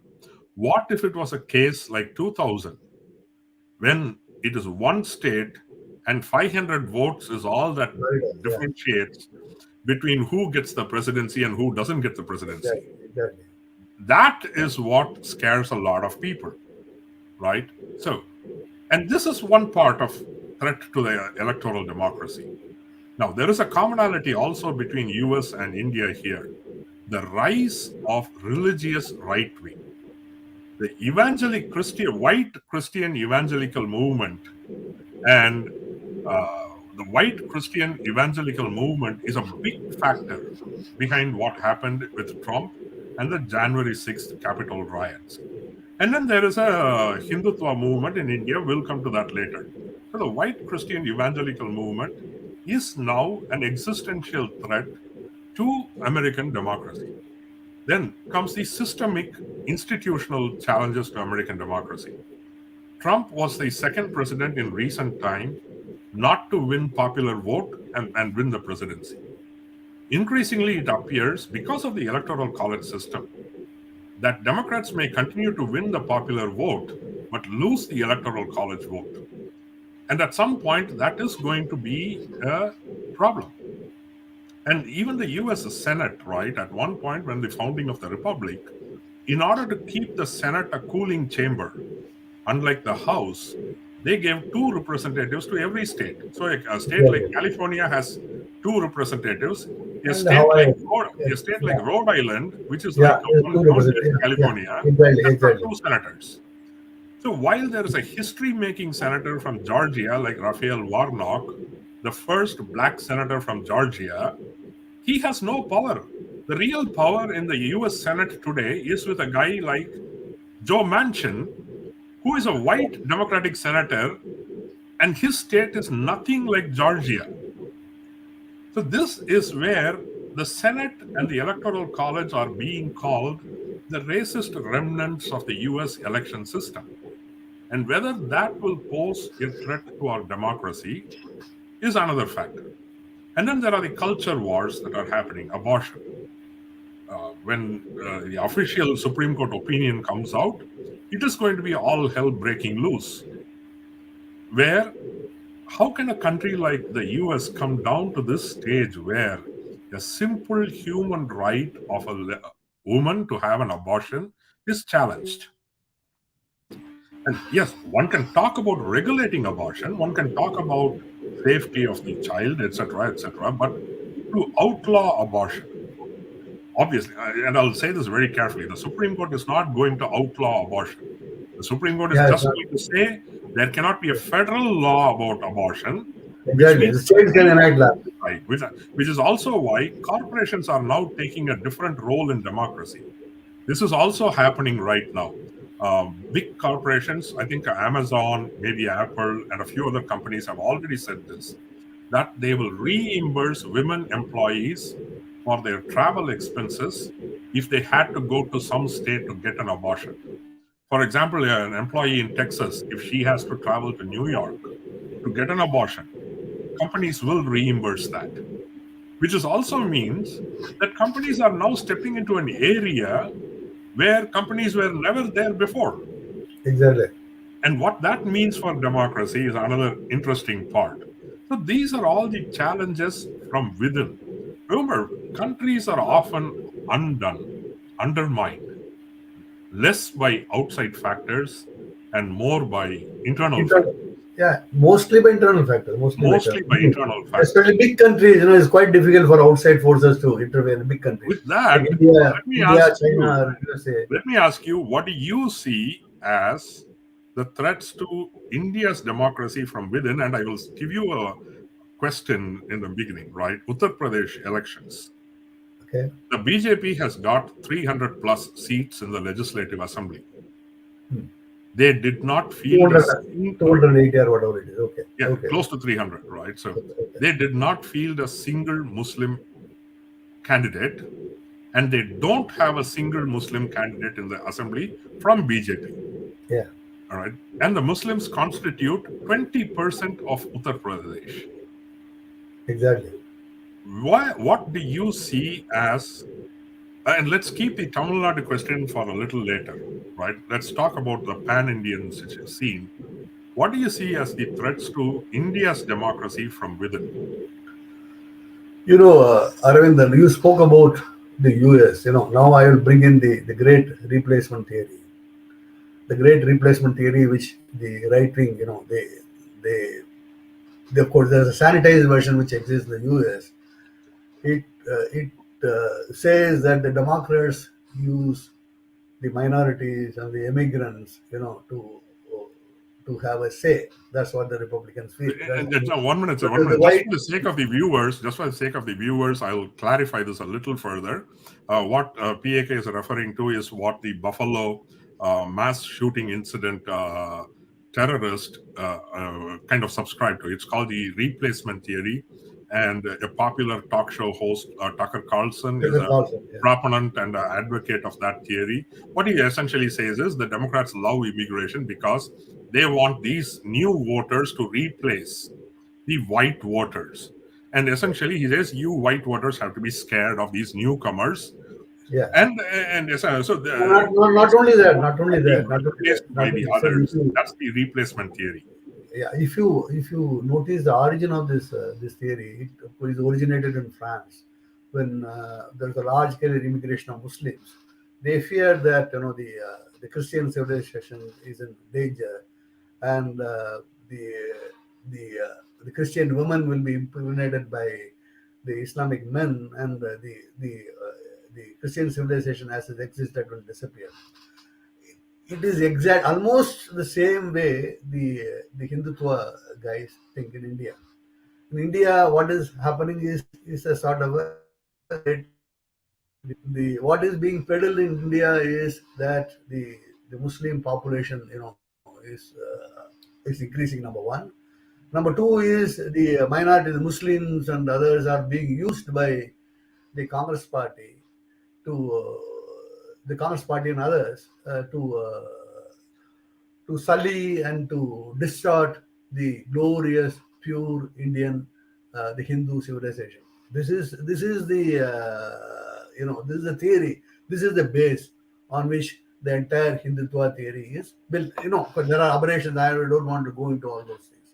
So whatever BJP is doing, BJP as a party, it because it's a very very intelligent party.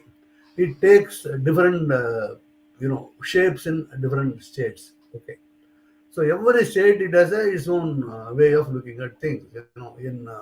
In Assam it will speak differently. In Northeast it will speak differently.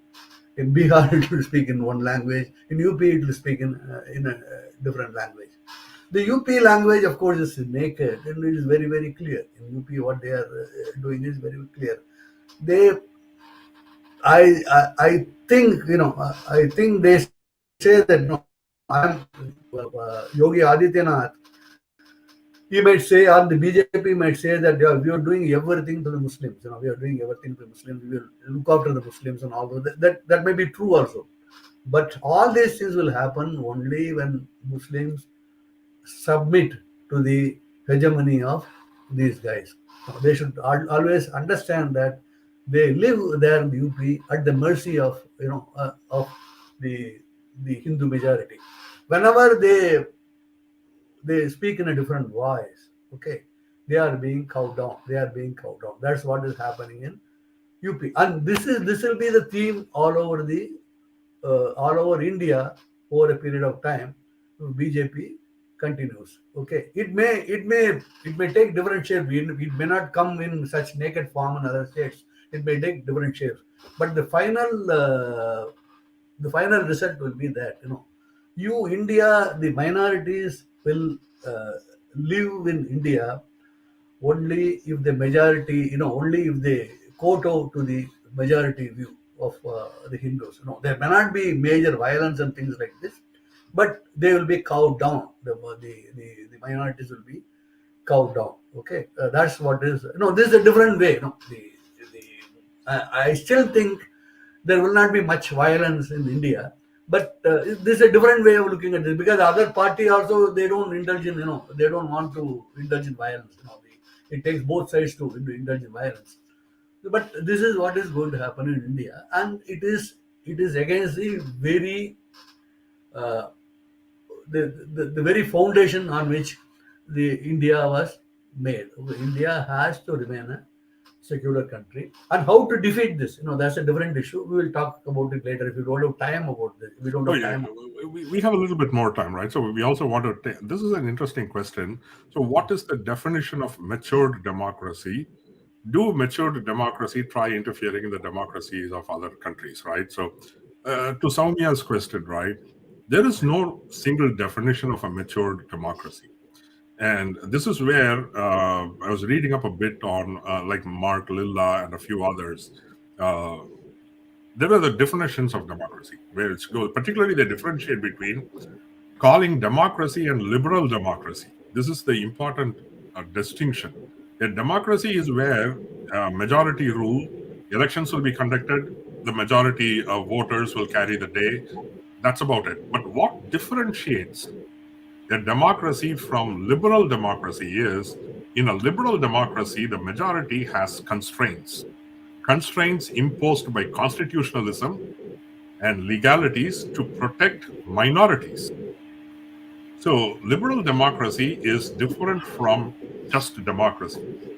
And when we talk about interfering in the democracies of various other countries, it is quite rare for democracies to interfere with other democracies. That has not really happened a lot.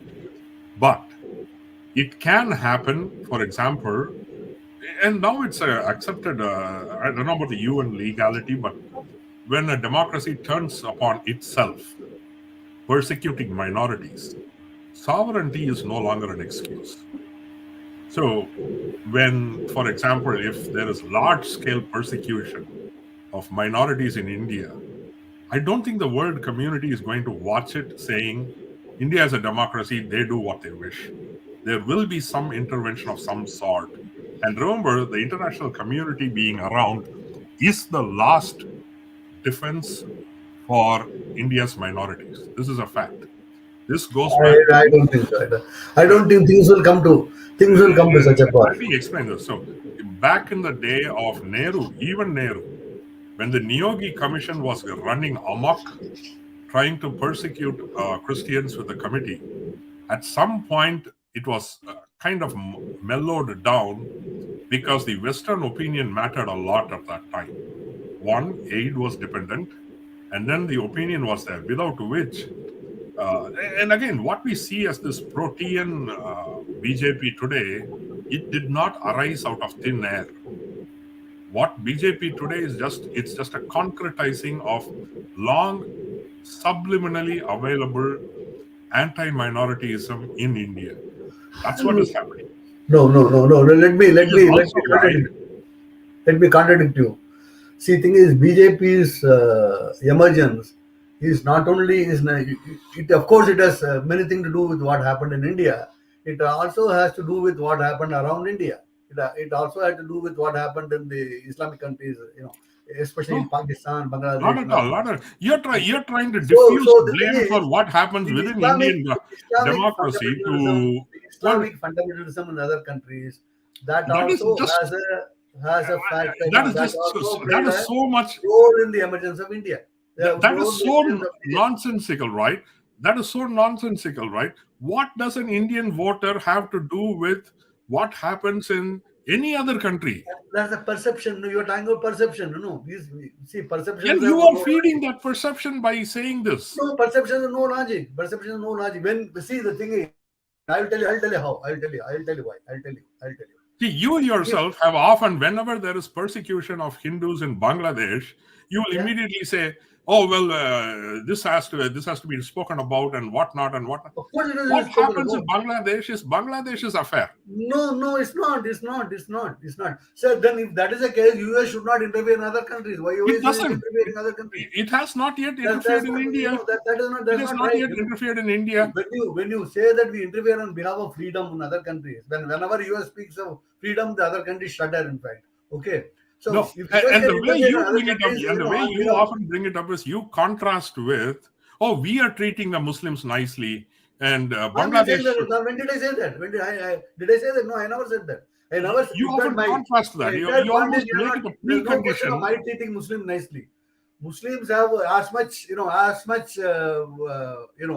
right in India as I have or as others have. No, there's no. Who Anyway, am I to treat Muslims nicely? now No. the question In to fact, you yeah. is the question to you is, and this is my real concern when it comes to India, particularly, right? When we talk about the replacement theory in the US, at least Tucker Carlson is talking about immigrants. Whereas in India, you're talking about people who have lived there for centuries. No. See, For immigrants in US centuries, are and a US shared citizens. heritage, No. and a See, as far shared as immigrants. heritage, and until today, and this is statistics actually bears this out. If you looked at the number of Muslim MPs in the parliament, it has gone down. And not It only has gone that, down. Yes, it has gone down. All and these here things is that you address, all these things that you address, I don't and here is the and here disagree is with the you at wor- all. and here is the worst part for Muslims, right? Because of BJP, now even Congress and other parties are shying away from fielding Muslim candidates Yeah, unless that's they have. So it's almost like a self-censorship by the major parties. So where does this take? And I don't think this level of hatred towards particularly Muslims and then the Christians, it's healthy for the country. it's not. And, Who and, says? and every day from Delhi, including Tamil Nadu, today the conversation is only about uh, what is going on in a temple. Is there a temple here? Is there a lingam there? Can this procession go on? India has not seen this level of obsession with religion 10 years ago. Oh yes. 10 years ago. Oh yes. That I agree. I totally agree with you. This Gyanvapi issue is a manufactured, it's a manufactured issue. And even Tamil Nadu, as for that matter. And now, here is another thing from the Dalit perspective, I'll say. When we often talk about secularism, we often define it as inter-religious. Hindu Muslim, Hindu Christian, Christian versus Muslim. Mostly it is Hindu versus another religion, because Hinduism being the majority religion, right? But secularism is not just about interreligious. Secularism is about Yeah. secularism is about It's how about people. It's about people. That's all. it's not only about you, it's about people who are not like you. Absolutely, absolutely. I mean, you as in When I not say you, people who but are varied, you are different. You are different. Yeah, I agree with you. It has so nothing to do with religion. Nothing to do with caste. when we enlarge the definition of secularism, and this is where Tamil Nadu is a disappointment. Tamil Nadu is a gross disappointment, because we often keep saying Tamil Nadu is a safe haven for minorities and religious minorities. That is true.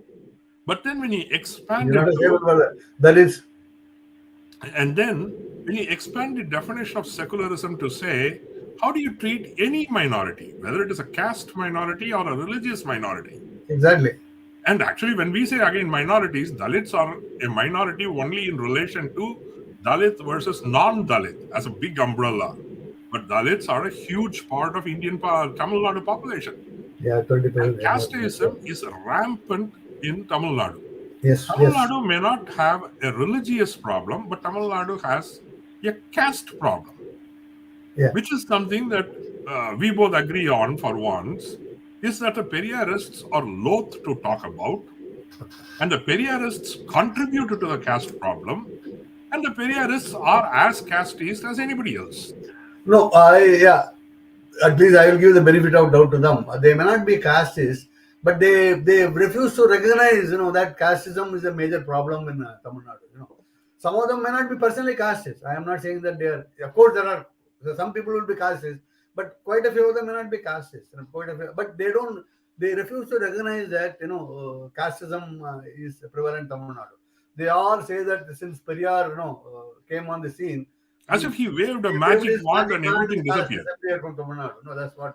Yeah, which has not happened at all. You ask Dalits or you ask even Brahmins, they will say no, it did not happen. It did not happen at Exactly. all. And here is a question, right? So, how are you both viewing the emergence of BJP as a single party power the next 10 or 15 years? Why do you think this single largest party domination will be a threat to a democracy since independence, other than minority issues? You want to take at it, and then I'll reply. Yeah, no, but see, what we are forgetting is that a single party can rule. 10 to 15 years in a history of a country is nothing. It's less than a blip. See, now it requires enormous to us, but over a period of time, Modi is now Hello? Your video is frozen. 100 years, 150 years. But anyway, he's not immortal. So the parties will change, the nations will change. Okay, but as far as I am concerned, these are all threats to Indian democracy. Whatever BJP poses now is a huge threat to Indian democracy. But once if democratic credentials are firmly rooted in India, which I think they are, BJP might also evolve. It might also evolve over a period of time. Nobody knows. Nobody I knows have a about this. different perspective on this, and he is So it's very, excluding the. we should not worry about these things at all. But what we should do is, we should keep on fighting. We should keep on fighting against this majoritarianism.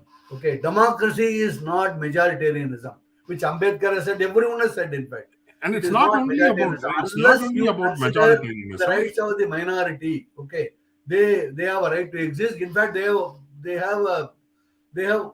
If you ask me, they have much more right than I have. That's what I will think. That's No, a different issue. it's I not don't want only to go about. to it.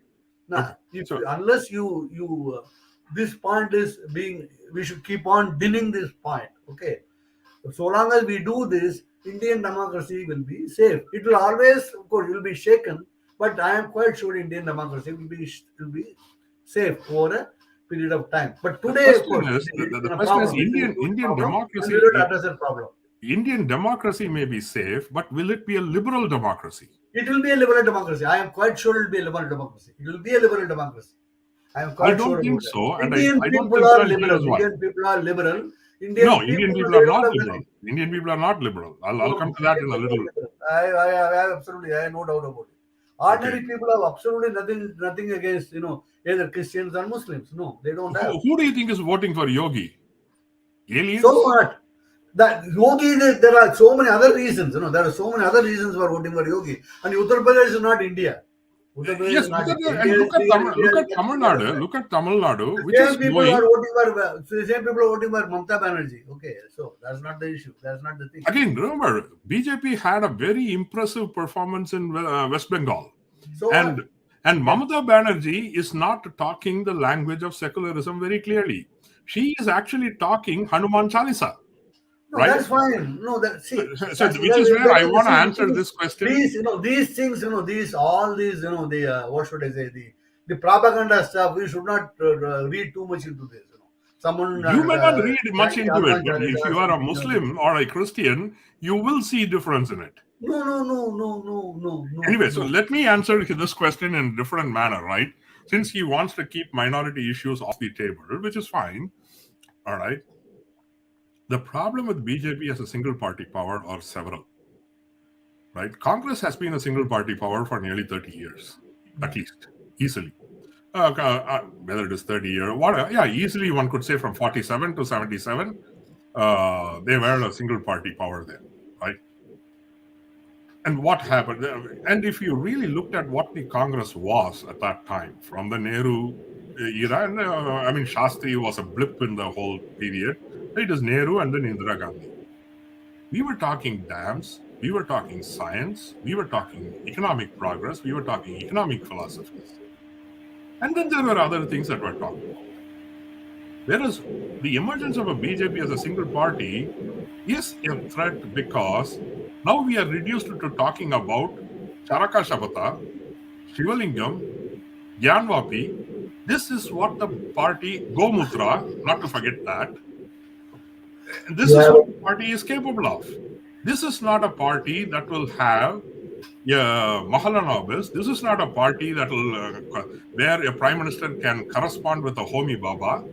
This is a party where the prime minister is more comfortable corresponding with some other Baba. The religious focus of BJP is atavistic. It is injurious to the health of the nation. They want to turn India into a Hindu theocracy. So even within that, then there is a question of what is the BJP philosophy? As much as now everyone contests that BJP cannot be called a Brahmin party because actually Dalits vote for BJP. And BJP is actually stitching together a caste coalition, which is called a Hindu coalition today. But at the end of the day, the BJP is a party with very upper caste philosophy. They will not tolerate anything that is not Brahminical at the end of the day. No, nonsense. The fissures are always. This is why people will vote for BJP. It is this stupidity in the way you were saying this. BJP is an evolving party that you will have to understand. BJP is no longer a There is always a Lakshman Rekha for the evolution. BJP is not no longer upper caste party. No, BJP is an evolving party, and BJP is stitching a caste coalition, and that caste coalition will work for some time. It may break after some time. I am quite sure it will break after some time. So but it will those certainly are the work things, for right? some time. Okay, and it is ideology. It's not. It's certainly not upper caste ideology. It wants to consolidate the Hindus, all Hindus, into one single force, which is what most of the other guys they dreamt. It is totally wrong. And It will still totally have its mutual injurious to contradictions India at to a say that. point. It's very easy. It's a copying out. It's not a copying very out easy to at all. accuse them to do that. It's not right. Anyway, the questioner wanted both of our views. This is just my view, and the person may not. I'll give my view. Yeah, exactly. And the questioner may not agree with my interpretation. That's up to him. That's fine. But the other part is the role of money in elections. Exactly. That is a big threat to democracy that is often not spoken about. The Tirumangalam model, And from the American side, this is often talked about in America, actually, where campaign finance reform, regulations on campaign finance, so much is talked about. And Americans often feel there is too much money in the electoral system. right? Whereas in India, it is a very less spoken about topic, but it is becoming the biggest threat to Indian democracy, Yeah, which the is, Tamil Nadu is a pioneer in this. That you will have to. You have to before say. we go to Tamil Nadu, there is the electoral bonds issue. I Yeah, never understood how that could happen. In US, even if you are a green card holder sitting in Sunnyvale, you cannot contribute to an American exactly. election candidate. Yeah, yeah, It is illegal for you to do so. Essentially, only a US citizen can contribute. yeah, Now, don't tell me about, oh, this could be done in that way, this could be done. It is not easy. It is not legal. You would have to jump through 10 no, hoops I to agree. do I that. agree. I have no quarrel. I agree with you. I agree with you. America will not tolerate a foreign money into America's election system. And those cases have been prosecuted. People have gone to jail for that. There's a whole thing there. Whereas India, with its electoral bonds, I cannot understand how that kind of funding of elections is even allowed in any democracy. And the Yeah, BJP today is probably richer than the Republican Party.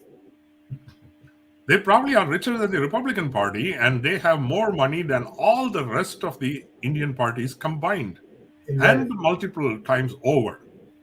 So this part is there. Then comes the Tamil Nadu case, right?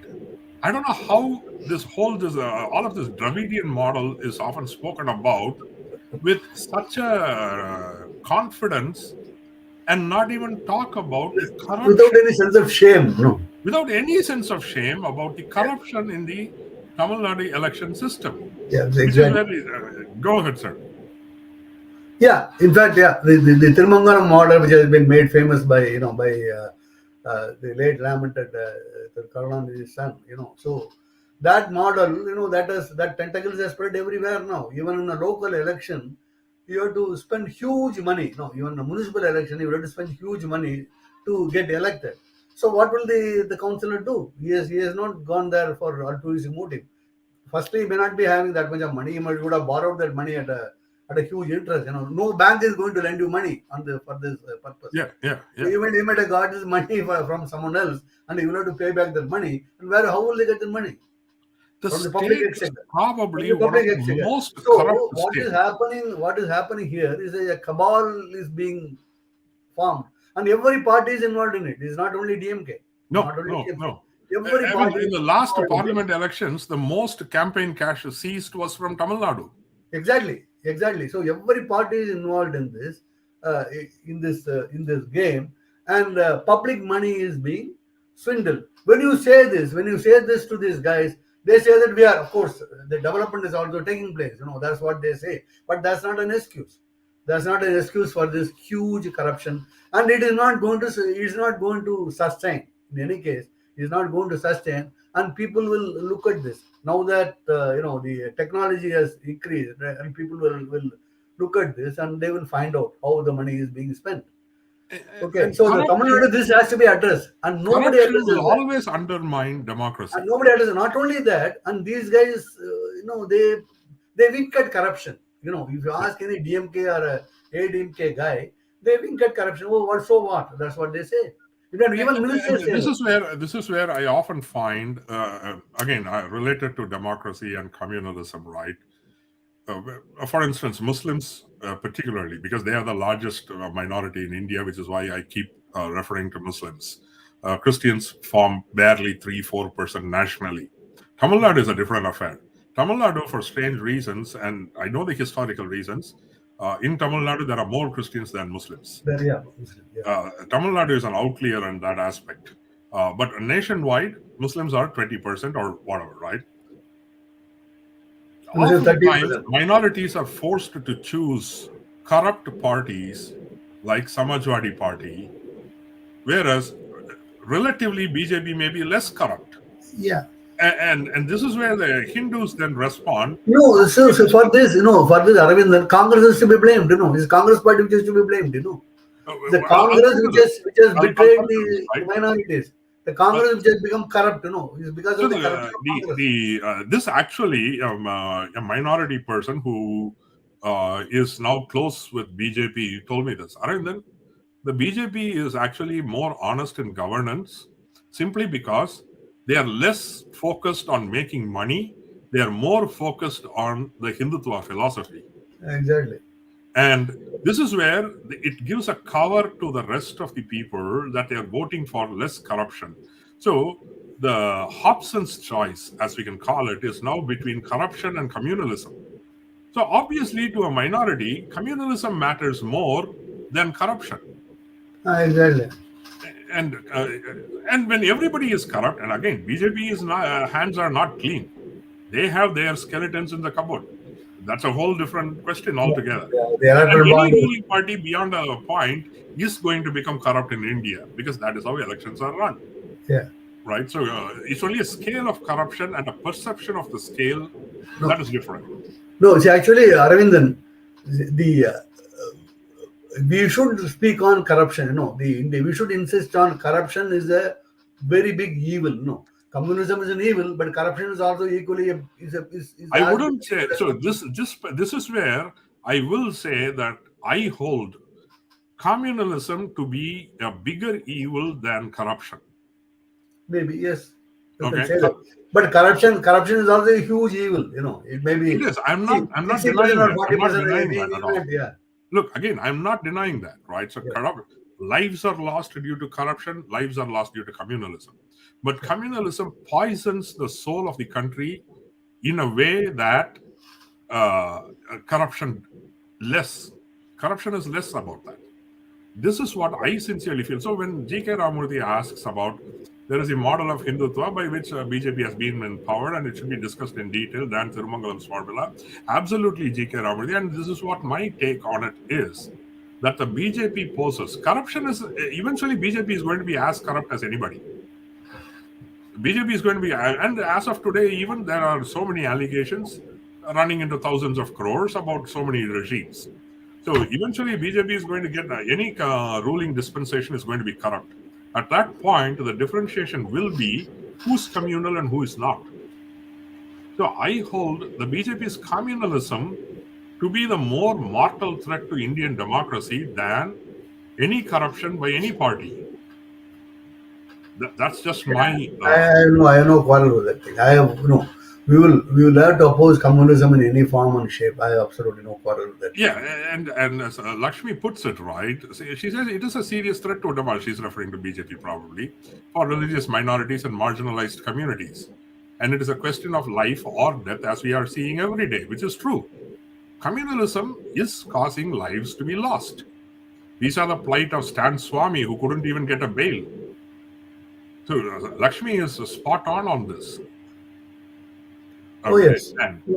Oh yes. So this is the happening part about it. No.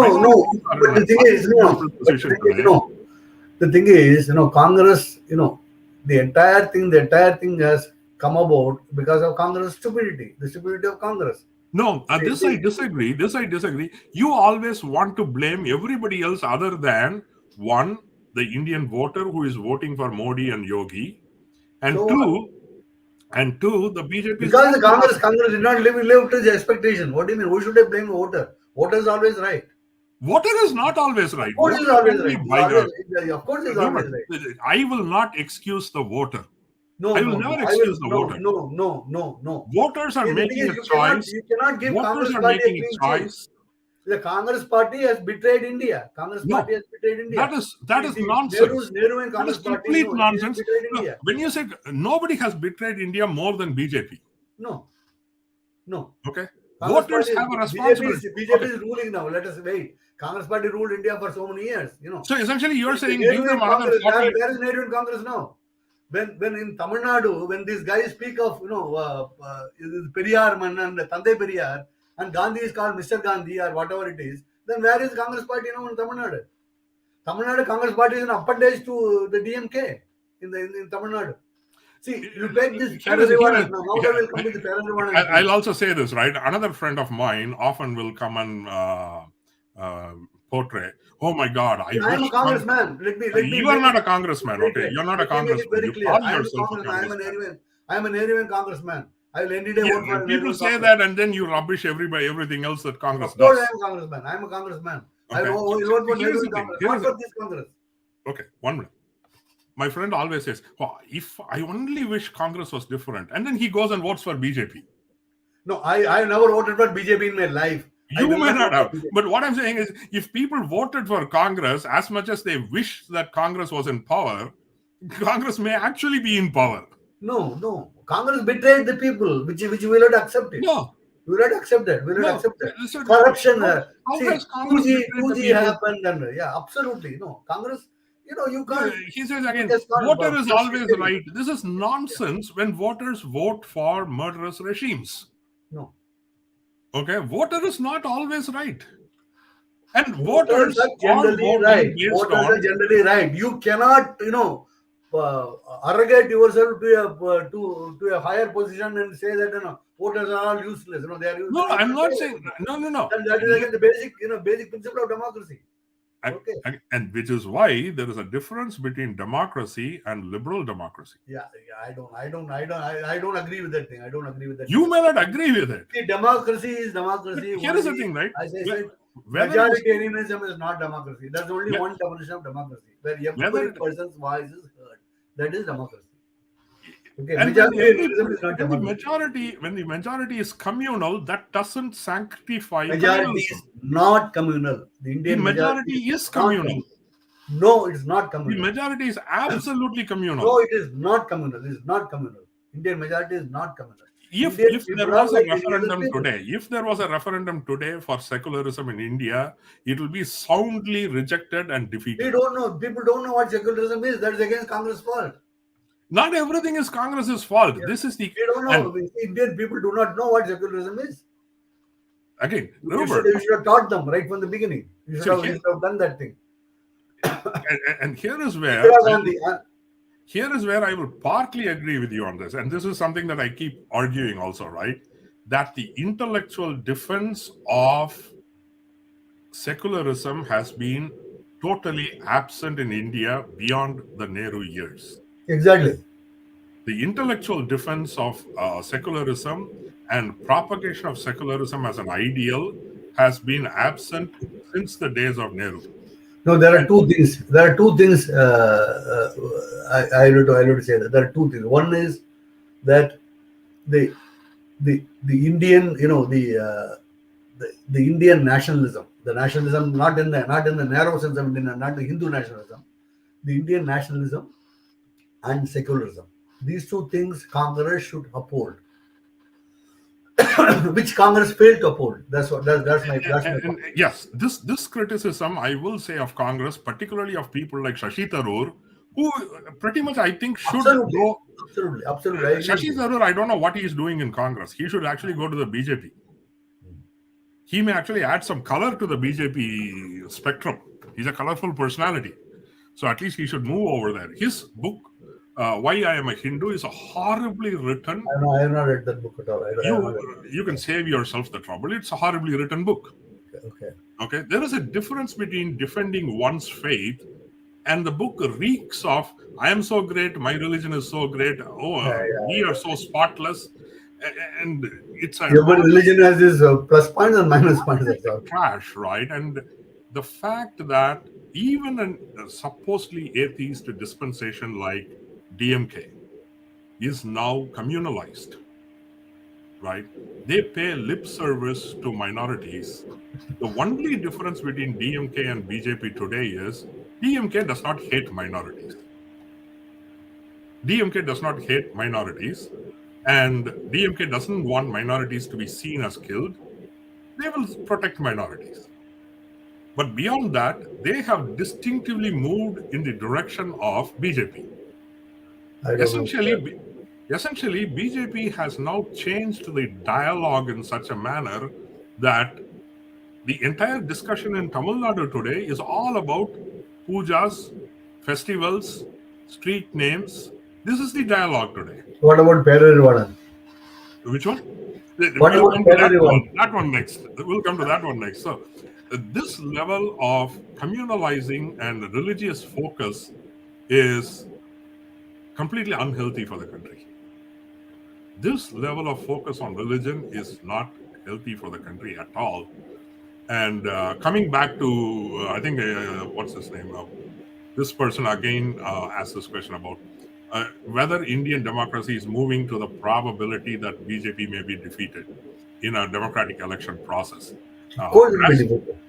yes, there is a possibility. It's a democracy. There's a huge possibility, not 100 possibility. There's a huge possibility. I don't think so. I don't think so. BJP, yeah, India is a big. India is a. I don't think so India is at a big all. country. India is a very different The, country. No, okay, that's your view. In your view, BJP can be I am defeated. absolutely hopeful. Secularism and Indian, India secularism will triumph in India. The constitution, the basic principles of constitution will eventually triumph in India. Okay. Absolutely. Indian Here is constitution. my take on it. One, Absolutely no doubt about it. one. In spite of Congress, in spite of Congress being where it is now. Again, the Congress is where it is because people don't vote for it because they don't like it. Because Congress, And they don't like it because the Congress is not communal like the BJP. The Congress is losing because the Congress is not communal like the BJP, which means the voters are communalized. No. This is a racist statement now let from me an finish. American. I will not accept this. No, this American Don't superiority. throw the nationality at me. You are just now criticizing the US for any number of things. Let me just finish my part. Okay. Yeah, okay. If you looked at the exit polling of who is voting for whom, Muslims are en masse voting for Congress or any party leading against the BJP front. This is the fact. The electorate. So Muslims are not communal then. No, they are only voting for who is not going to kill them. Yeah, that's not the. You got it. You had your say. This is my say. Then let's leave it. Okay. I think the electorate is communalized on religious lines. And two, secularism is not triumphant. I went to a simple government office in Chennai. A simple government office. Every window in a long corridor is plastered with Hindu religious symbol, including a shrine in an office. And people who know history will know when Annadurai, just before he died, passed a government order saying that there should be no pictures of gods in government offices. Yeah, absolutely. There was a huge furor, and then he dies, and then Karunanidhi tries to pass that, and there's a huge furor. Today, the government offices are communalized. Anybody who works in a government office will tell you this. And forget about government office. You go to an apartment complex, you go to any private corporation today, it is communalized even in Tamil Nadu to a level that is staggering. Essentially, people can't think without being religious. Maybe. This is absolutely stunning that people can't think without being religious. And therefore, secularism is actually a dying phenomenon. No. And I know why Pugadendi says that. And again, somebody may say... No, every college can have a temple. This is nonsense. This is absolute nonsense. You can have also a church. You can also have a mosque. But there is a difference, okay? There is a difference, okay? For instance, Princeton University has a chapel. Okay. But these were all constructed decades ago or centuries ago. And those chapels have now literally become... Then how did the US president take his oath? The US president, the constitution doesn't mandate it. Tomorrow, if somebody is there who doesn't want to use the Bible, they can jolly well do that. Yeah, but the same thing happens in India too. No, the same thing happens. You are just picking a very simple thing. All these things, the symbols, symbols will always be there. People will be religious. Again, people can be religious. You are conflating religion with communalism. No. No. No, here is where I draw the line. You can be as religious as you want. Okay. In the private space of your home. My dear friend, this difference has to be educated to the people. This difference has to be told to the people. People don't understand this, When they feel that they are there in an obvious space, it is not right. No, that is a civilization step.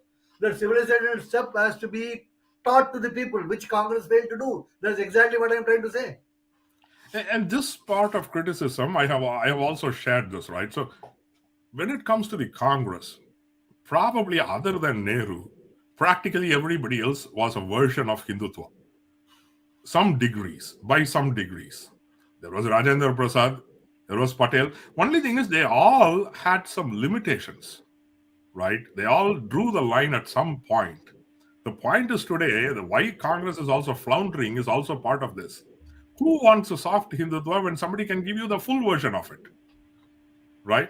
Which is Yeah. also why my Yeah, grouse with but Congress is on a I different think this level. is temporary. I think No, this no, no, no. temporary. My grouse with Congress is different to that. These guys are now running around. Who ever heard the term Hanuman Chalisa 10 years ago? Why? How many times would you find Hanuman Chalisa mentioned in a media report 10 years ago? Now Yeah, because but everybody. Hanuman Chalisa. You actually you are not a you are lived in North India. Hanuman Yes, Chalisa is a why are part of South the Indians now psyche been of the learning North it? Indian Hindu. Exactly, but how come today South India learns about Hanuman Chalisa? Because there is a AAP which goes around, and then there is Mamata Banerjee who goes around. Essentially, the entire country is now chanting Hanuman Chalisa. We Yeah, have again, communalized. no, I don't understand this. But what is wrong in it? You chant, You know Bible. what is wrong in Who is it, going but to you prevent don't you? want to face up to it. What is that? You know what is wrong with it, but you don't want to face up to it. No, it's not. See, again, I'm telling You you, can chant being whatever you religious want is in the not space of your being home. religious is nothing to do with being communal. Okay, absolutely. Again, the problem is not with being religious. If it stopped there, we would not be where we are today. If people knew how to keep religion in their puja room, it would not be a problem today. No, that's not going to happen in India at all. That's not going to happen in India because religion is Thank you. very much a public affair in India. Religion is It very is much a not public very affair much in a India. public Not only for affair. Hindus, Everyone it's has for enjoyed Muslims, it's doing for it because that Christians. is the majority. It's for Muslims and for Christians. Religion is a public affair in India, everywhere. The prayer is public prayer. The Muslim prayer is public prayer. The Christian prayer is public prayer. Okay, you go in a group to your church to pray. So I'll respond to You this do one, namaz right? in a public way. Okay. I'll respond to this particular one. He says, I am contradicting myself in saying people are religious, and then I differentiate BJP and DMK, right? I never said that DMK is not religious. The Yeah. DMK leadership is extremely religious. I never say, in fact, that is why I'll tell this. Of all the things that Periyar spoke, except his vitriolic anti-Brahmin hatred, nothing ever took root in Tamil Nadu. Particularly his atheism, people threw it into the dustbin. And till today, atheism will never sell in Tamil Nadu. And everybody in DMK is as religious as somebody in the BJP, probably more.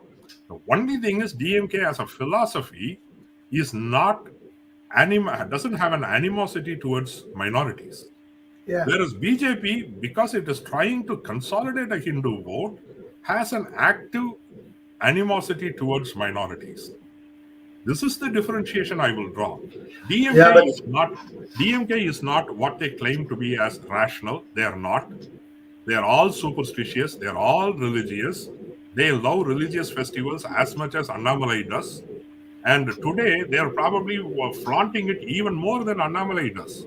At this point, the DMK is more pro-Brahmin and more religious than I don't know BJP. that. There is no committee in the current government which does not have several Brahmins. Whether Yeah, but they deserve it because or they don't deserve they it is can't. a secondary question. Perhaps They have they have not been able to find anyone else. They are not able to find anyone else. No, that's why. now that remark is going to rub a lot of people, and I don't agree with it. Also, I don't agree with that either. But I don't know. Why should they choose Brahmins? They should not choose Brahmins if they are not eligible. If they are not fit That for for DMK a has job they got are a being very assigned. interesting dynamics when it comes to Brahmins. This is a whole different thing. But moving on to the other topic of how do you look at the current what is going on over the past 2-3 days about the release of Perarivalan. Yeah. And I have to say the community, the society has gone insane. I entirely agree with you. Entirely agree. See the thing is, as far as Pereira is concerned, he has every right to appeal to the government, to the court, and seek legal remedies, which he got anyway. So good luck to him. Good luck to Pereira. Okay, so that's number one. And I salute his mother, her effort to get his son released, but that is in the private space. This doesn't make Perarivalan a martyr or a I mean, people are celebrating him like or some a person Nelson who has Mandela done come out of prison. great service to India or to Tamil Nadu. Okay, so by hugging Perarivalan, by receiving him, okay, what the DMK, what Mr. Stalin indicates is that if by glorifying Perarivalan, he is glorifying the murder of uh, Rajiv Gandhi. In fact, in an indirect way, that's what people will think, and you can't blame people from thinking that way. Okay, so what DMK has done now is totally unpardonable. Okay, this charade of parading Pararivalan everywhere, and the obscene act of the chief minister receiving him. Okay, a convicted criminal and and hugging him Not and just things like any this. convicted This criminal. is this is going to haunt DMK for quite some time to come. I don't think I may be wrong. I don't think Karunanidhi would have done this. Mr. Karunanidhi would have Interestingly, this same point has been made by a few who I saw some posts where they said Karnanidhi would not have done this would not have done that because because he he's a kept true the politician. LTTE at an arm's length. He understands the difference. He understands the And difference. because they also had paid a price more than once because of being Exactly. seen as Exactly. being in Exactly. the embrace of Exactly. uh, LTTE. No, So all the no. electoral Yeah. See, war. the thing is, you see the headline. Uh, if I have been, in Indian press, I would say that வருங்கால பிரதமர் முன்னாள் பிரதமரை கொன்ற குற்றவாளியை தழுவுகிறார். This should be the headline. No, the DMK has the aspirations of making Stalin as the, aspirations of Stalin, making Stalin the prime minister of the future prime minister of India. So So this tomorrow this the this headline will be interesting this. remark comes right. I think this fact that Yeah, this portraying is nonsense. You can't. One absolute nonsense. Tyagarajan cannot determine that. It has been Not, determined by the court. not only Then that, Tyagarajan should be the chief justice. no, Tyagarajan is no, not justice. not only that, two Yeah. things, right? Who And is Tyagarajan? this is the CBI guy who said that he left something out of the confessional statement and all. And here is the part, right? Everyone, this has become in my contemporary times the greatest propaganda victory that I have ever seen. Perarivalan went to the Supreme Court precisely on this, saying that Tyagarajan says this about my country. They rejected it. Yeah, they And the rejected Supreme it. Court said, even if we ignore what is in the confession statement, Exactly. your There are other culpability, factors. There are other your factors. culpability in the murder is Yeah. beyond a doubt Yeah. because one, you traveled to Sri Lanka, and two, he was part of the dry run that happened at VP Singh's meeting. Hmm. The guy was neck deep in the conspiracy, actually. I don't know. See, the thing is, we should not go into the merits of the case. If you accept the Indian legal system, the legal system which Yeah. has released him, you should also accept that. If you accept that the legal system can release him, you should also accept that the legal system But still considers him a convicted criminal. The but I Supreme will, Court I will, has not said that he is innocent of this crime. Okay, so I will go by that. If and you I accept will Supreme Court, also add another dimension to this, and this is interesting. Why do we celebrate murderers? And this is not just Tamil Nadu with the Perarivalan today. We are also having the Sikhs who celebrated Beyonce. exactly. And then there is a section that today celebrates Nathuram Godse and Gopal Godse. Yeah. No, what is the difference? What is the difference Gopal between Godse was this? remorseless, even much later in his interviews. Gopal Godse had no remorse whatsoever. Yeah. Absolutely.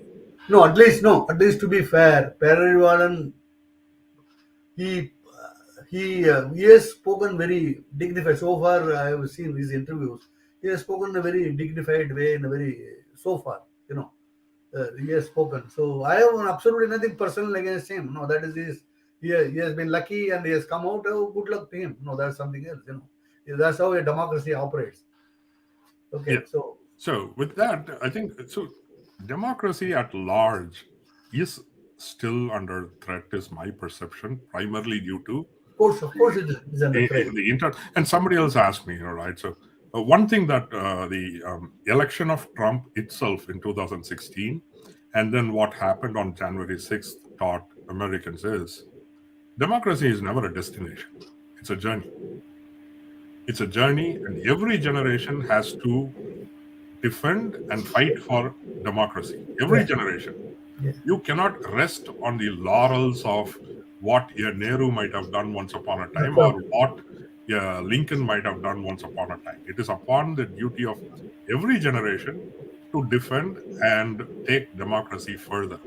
And democracy today has got serious threats, primarily or in both of these countries, from religious right wing and atavism that is staring at our faces.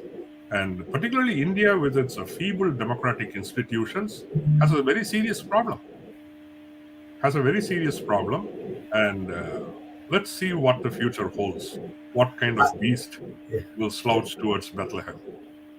Yeah, as far as I am concerned, I think democracy will triumph ultimately all over the world. That is, and democracy will also evolve. And as far as, in my view, Indian democracy has no meaning if it is, if it is equated with majoritarianism. Yes. And India, democracy can never be, and India being what it is, and India's communal structure, India's religious structure being what it is, BJP's machination will never succeed. There are valleys, there are other oppressed people, there are other backward class people, and they will all side with the Muslims and Christians, and they will defeat the communalization of Indian politics. BJP might, as I said earlier, BJP is trying to stitch a broad coalition of the caste, but uh, but that may not succeed unless BJP itself changes his shape and his size and his policy, which might happen and it may not happen. I don't know. The Let's future hope, right? Let's hope. Like the poet says, hope springs eternal in the Yeah, human but breast. I am quite sure India will survive as a democracy, and this democracy will take giant steps towards the uh, the the the general, or should I say, the redemption, the general the progress of mankind. I am quite sure about that. I am Absolutely. really hopeful. I am really hopeful. In spite of whatever is happening, Thought in on a spite of the note of nuclear threat, hope. I am hopeful for the world. The world will be a better place for our grandchildren and our children. I am quite sure about that. And on that note of hope and optimism, we'll end. Thank you, sir. Thanks, Thank you. PAK. Thank you. Thank you very Thanks, much. Thank you for this opportunity. It's wonderful. I thank will be returning to India next week, so I will meet you from India. Okay. you. Sure. Okay. Bye. All the best.